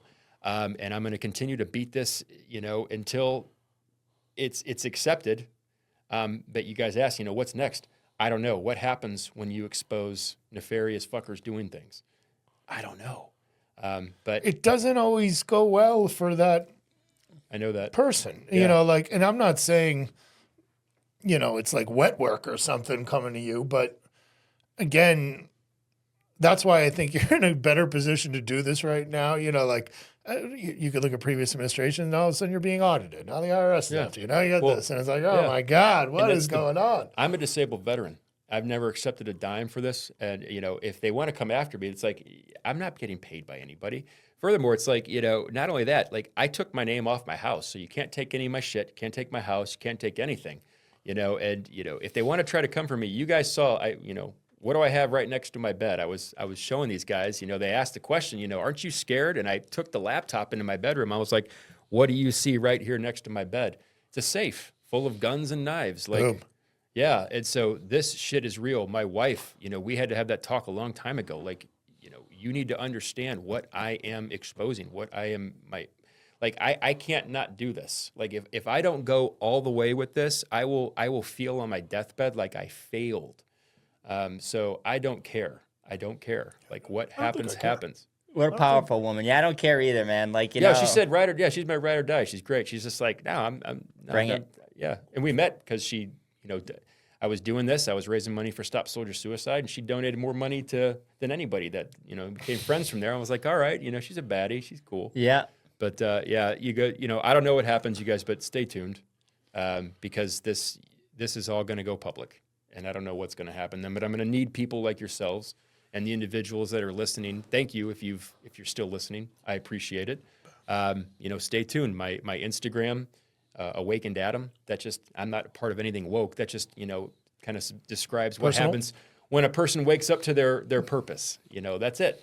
And I'm also going to be highly on Twitter. That's where I think Twitter and Substack and YouTube and Rumble. I want my video, my picture, and my words, like my writing, to kind of all weave into one. And I want people to be able to hear his voice. I want people to be able to see the pictures and understand the entire timeline, which has now been since the end of 2020 to now. I think from an investigatory platform, using X Twitter is where you should be. Yeah. I mean, because it creates the best dialogue back and forth in regards to just who you can tag on it, who can maybe see it, where you can go with it. It gives direct line where I always look at, Instagram is more of my fluff. I have 3 different accounts. It feels like one's business oriented, one's for me, which is where I go with X. I think that's just the jam. And then Steve just cross-pollinates all of these things with these things. So we will get this exposed. We will get this out. I Appreciate it. I could give a shit about this dude and where he's coming at me. In that same regard, I don't, I sleep next to a highly trained litigator who will, come at me legally. I would dare you. And that's the next place I want to go. I'm going to need an attorney that's going to do some pro bono work. I'm a disabled veteran. Yep. I just, like I said, I've been able to open some doors, and I'm going to need some people that are going to be like, okay, we ride through the end of this thing. And I know some people there. Yeah. So stay tuned. We're very close. I've been working my ass off. When will the Orion Project be released? I would love for it to be released. I wanted it to be released the day Trump went into office because I wanted to be able to utilize his own words and say, listen, you called these people into question and your intelligence czar did the same. But life happens and things happen. I'm working my ass off. I would like for all of this, I would like for the transcripts, the raw actual transcripts and pictures to be released in the next 3 months, 4 months-ish. Yeah. And then the holes in the data, where you can then point to the documents and be like, look here, they're all official. Like, go look. You're not going to find this guy anywhere. You're not going to find his team anywhere. I thought about including all that stuff, but I want to get this stuff out. I've been recording this guy for 4 years now. I've been kind of underground with this shit for 4 years now. It's taken a mental toll. It's been heavy. It's affected relationships. It's affected my life in ways. I'm ready. It's like I almost feel like I've been undercover, and I'm now starting to come out of it. And You're out now. You're out now, dude. And just to the former point, like everything that you've done, and this is how I feel. Everything that I've done in my life has prepared me to be this person. So I went through turmoil and hardship at a young age, younger than most people, because that was my path, and I am hardened to that now. And one of my sayings is, that, if you want me, come and get me, because I'm here. I am who I am. I'm going to be authentically me. And I've been working, and all my entire life has been preparing me for this moment. So that's why I can speak my truth. That's why, I was a pharmacist who said, fucking this mRNA COVID vaccine is fucking horseshit. It's bullshit and it's poisoning people and we shouldn't be giving it to our kids. And at first people said, oh my God, you're killing society. And I said, no, this is my truth and this is true. And now 4 years later, we know that that's true.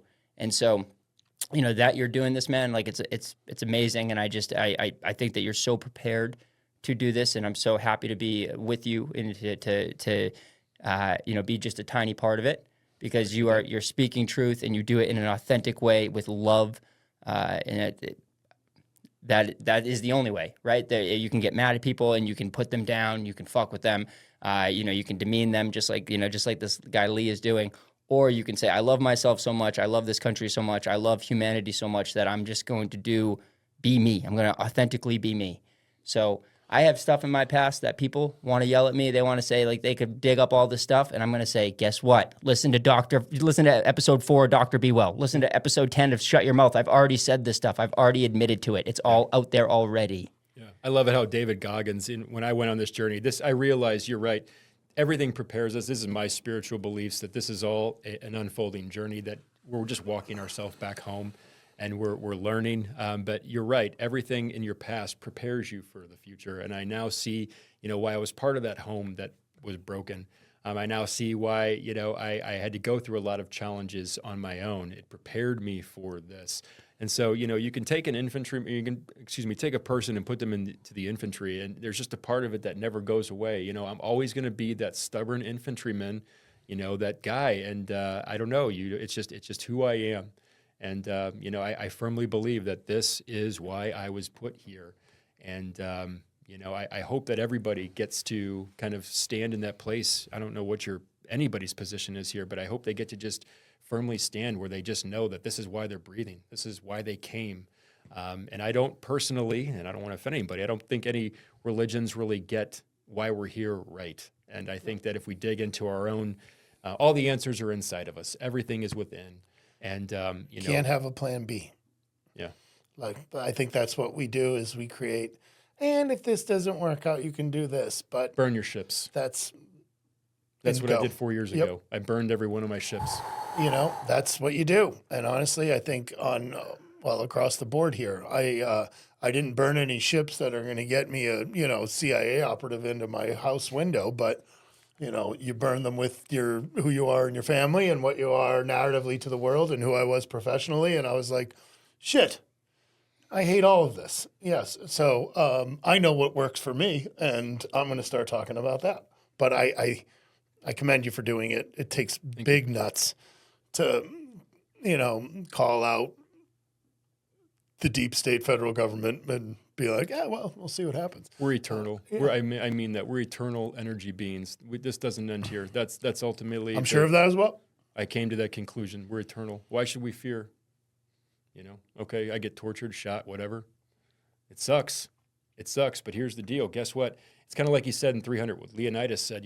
Pray that they kill me, because then all of Sparta goes to war. Right. So if that happens to me, guess what?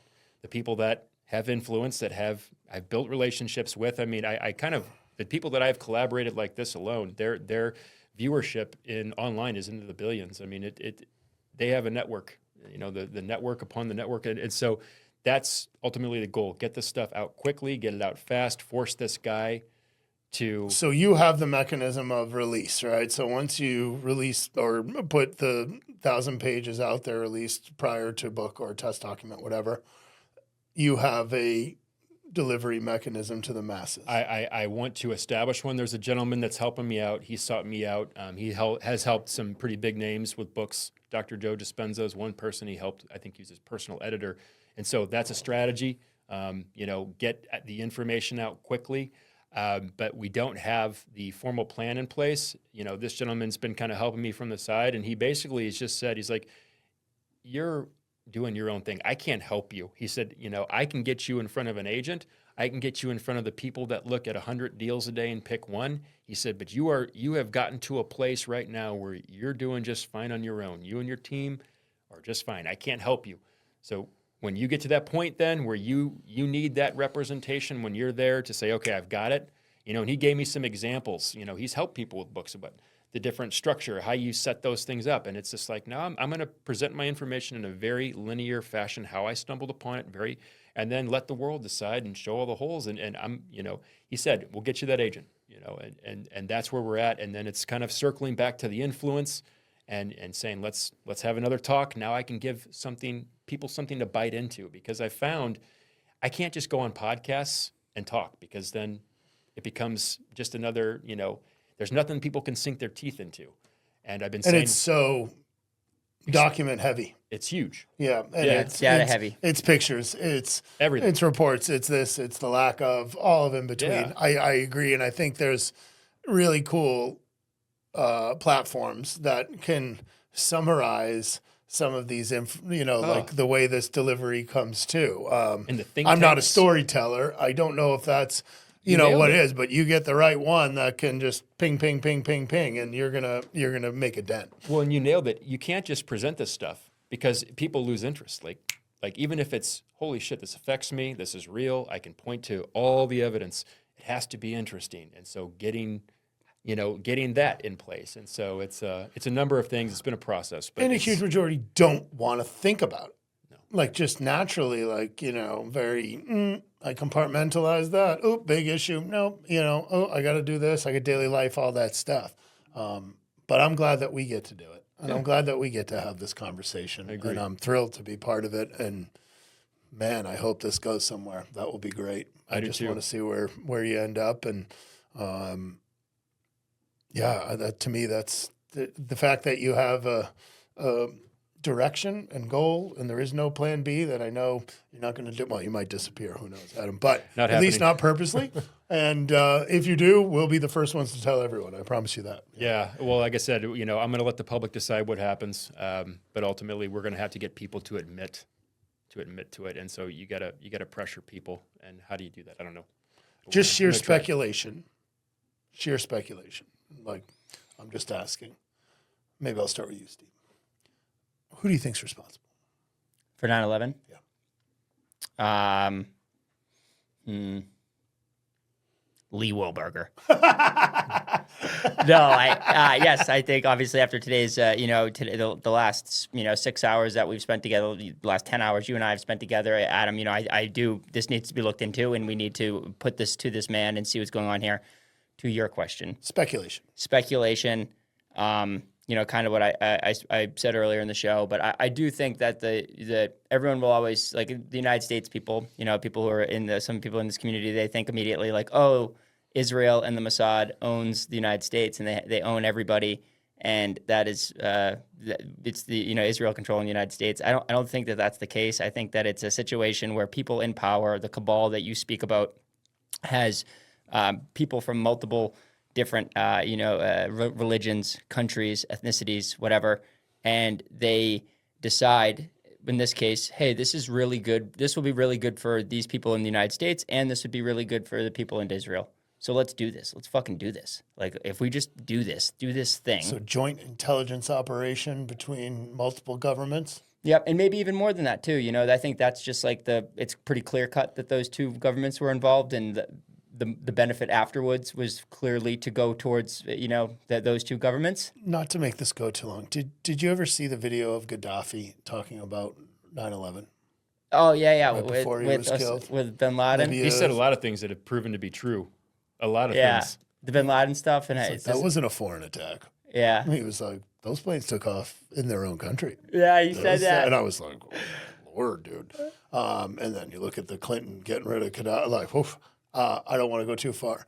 No, they're saying it. You've watched Tucker Carlson, and they're going on that, and David Sachs is saying, oh yeah, we've started the seven wars that have been, in Syria and Lebanon and Gaza and same thing the Mossad agent said on Somalia. 60 Minutes. So you have like two opposite end spectrum telecasts with the same info. General Wesley Clark, after 9/11, talking about all these places we were going to go into and take out, Yeah.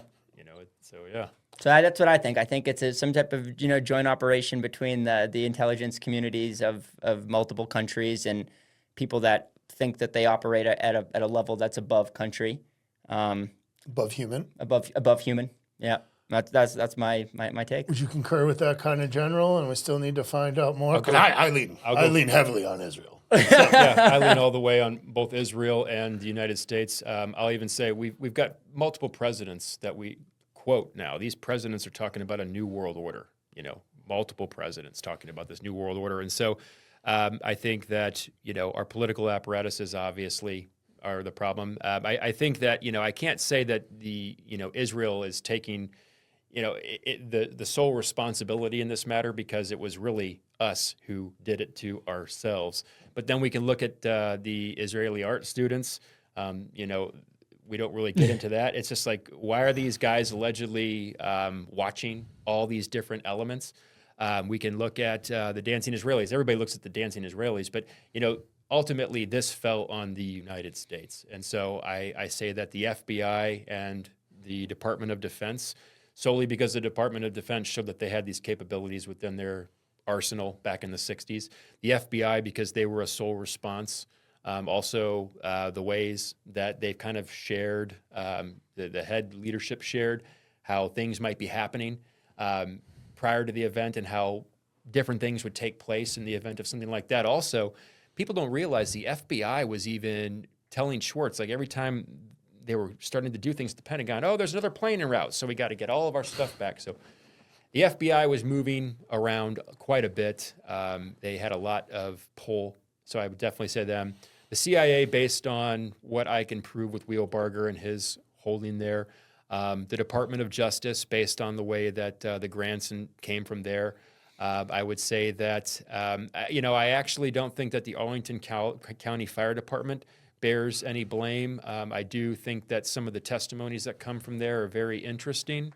And I'm going to highlight these testimonies, and one in particular person that claims that he saw the plane, Boeing 757, a guy named McCoy, the leadership position that he was able to find himself in down the road. That's kind of interesting. But and ultimately I just think it was, like you said, this intelligence agency that had different agencies involved with it. And Israel and the United States. And really, Israel can't usher in the types of changes that it wanted to usher in within the region, surrounded with what they had. So you have to get somebody else militarily involved. And I think that is ultimately what the goal was, to sell out some Americans and to get us forged to Israel in this operation that killed some people, kind of our way of, like IDF soldiers. I heard that at a year, these guys now have to kill a cat, IDF officers. I don't know, did you guys hear about that one? No, tell me, what's that? Have to raise kittens. And they got to do that? That a year, they had to kill the cat with their bare hands. So it's kind of the same cold, just, To show loyalty. Yes. And, who gets rich It's not a dog. as a result of all of this? The I could different do it.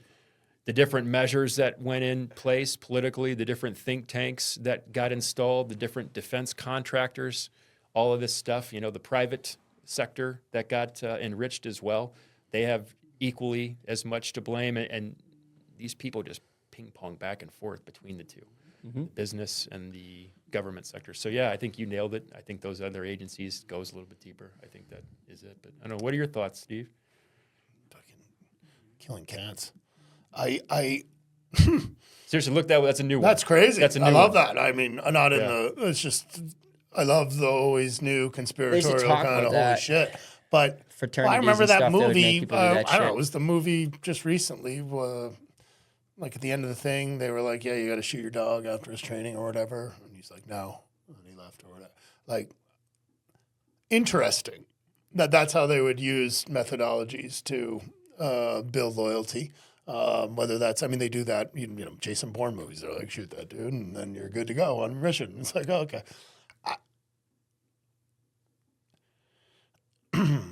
It's so evil. And so many people benefited that, yeah, I'm starting to look at these things on a more ethereal level of who's really in charge. And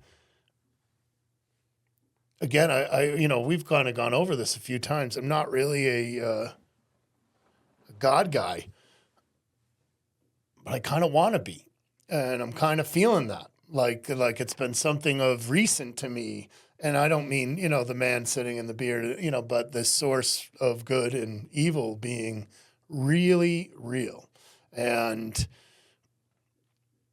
it would take so many complicit partners to pull off something like this that it's hard to say, well, how do they do it? Well, they do it by just, there was a lot of witnesses, that aren't around anymore. They do it by, blasting you in public and putting you down. I've seen this story before already, and other call them more, conspiratorial ideas. Like it's always the same actor. It's always the same process and how they go about making information true and narrative set. But for me, that was the New World Order change. That was that beginning of it. That was a precipice in our country and our lives in the world, how we were able to attack the world, how we were approaching it. So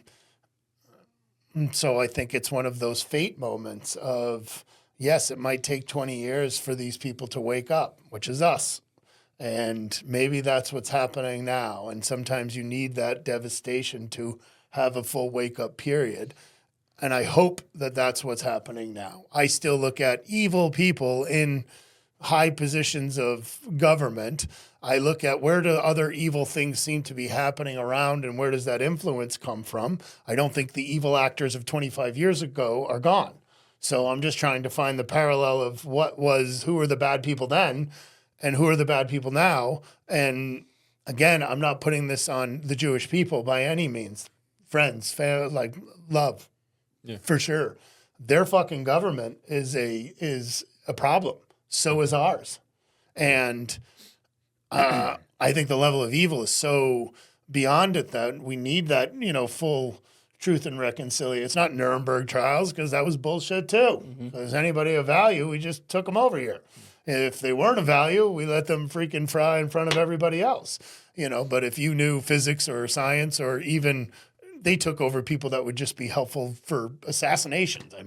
They filled our military with this thing. So it's just all so bad that I want someone to cough up truth. And I'm waiting with bated breath because I feel like we're almost there. And if it comes in your field of research, I think that's awesome. If it comes in a field of research of, COVID and or fluoride or vaccine or, any of the different things that Epstein shit, which again, let's figure all that out because that is just so disturbing. And if I were looking at that, if you have an evil guy that's playing on that kind of space, all through those years, there'll probably be a tentacle that reaches back to that. So I can't put my finger on it. I want a truth, and I want to find out what that is. And unfortunately, maybe we don't get that until we get our, telepathy powers back. But I'd like those two. Hold tight. Let me hold my beer, as I say. Let me drop my work and we'll see what happens. I love it. This is awesome. I just want to, the last question I want to ask you, Adam, is, and I think it's a question that's pretty curious of people who are of our belief and are seeing what's happening in the world. And Steve, of course, feel free to answer this question as well. Trump, he supports. It feels like this is. It feels like things are changing, and it feels like that things might be different. But at the same time, a lot of things that have actually been done don't necessarily indicate that. We're hemming and hawing about the money to Ukraine. We should be doing that. That's a giddy up. We shouldn't be sending them military aid. But in that same time period, since Trump has gotten into office, we've sent Israel $16 billion. So, some people will say that he's playing 87 D chess, 5D chess. I'm just curious what you think of him and the administration and whether that can, if we're actually going to get some truth or if we're just getting pushed in another narrative direction. Sure. So in 2015, when that man was originally walking around trying to get presidency, he said, read my book. And so I did. And in that book, he said, that he met with and had great respect for the Jesuits that ran Fordham. And that immediately, because back in 2015, I was already kind of studying conspiracy. And I said, so why did you say it that way? Why did you call them the Jesuits? Like anybody that can get into the Jesuits might have an opinion on that. And so I said, if you met the institution, the people running it, why did you leave then? Why did you then leave? Why did you then go to another school immediately? And then, I'm not shitting on Trump. I'm going to get to a point, turning the $1 million loan from dad into this multi-billion, I don't know if it's multi, but $1 billion empire. It was 300 million, I believe. Yeah, I'm not sure what it was. Yeah, a lot of millions of dollars that he's turned into his empire. Right? So all these questions will ultimately, I look at the first administration, and I voted for that man, the first administration. No shame in saying it. And the drain the swamp decisions that were happening that I expected to happen were not happening. And I did not see that the second time around in all the campaigning that he was talking about. So I then look at the recent, I didn't vote for him again. I look at the alleged, I really think the assassination attempt was really the October surprise. Look at his ear. Zoom in on his ear. Really zoom in on that man's ear. And look at what happens when a bullet hits an ear.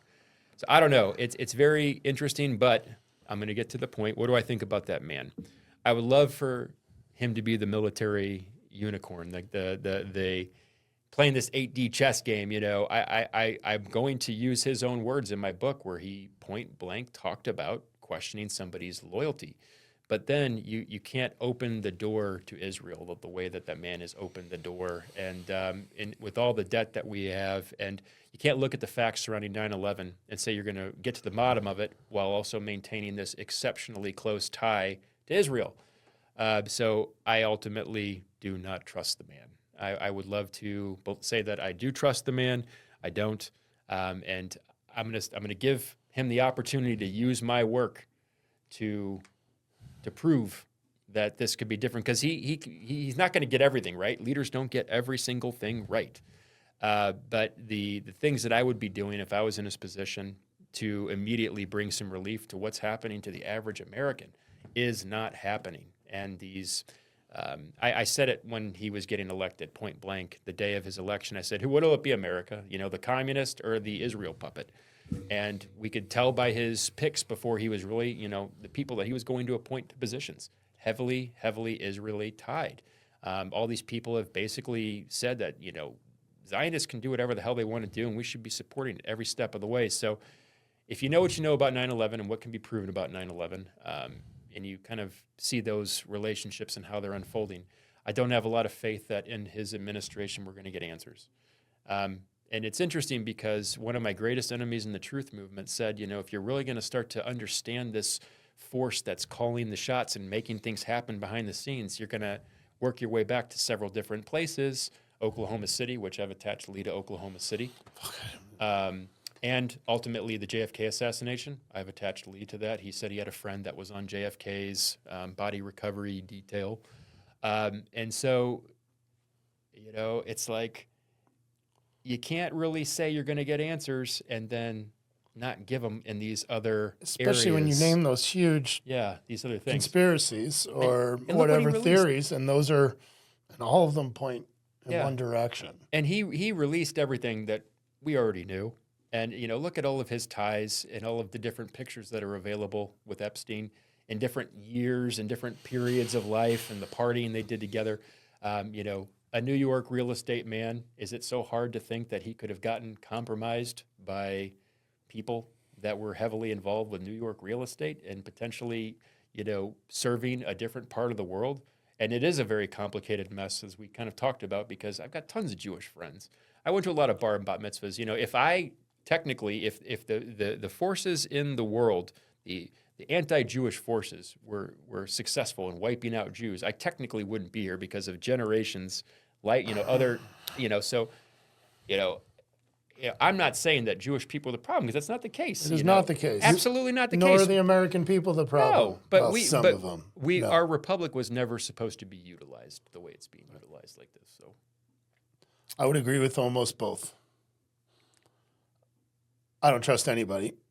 But again, what I'm sure is different is that before it wasn't that, hey, we're going to tell you about this and then not tell you. It was, don't even say that shit. So that's the narrative differential that I see, is that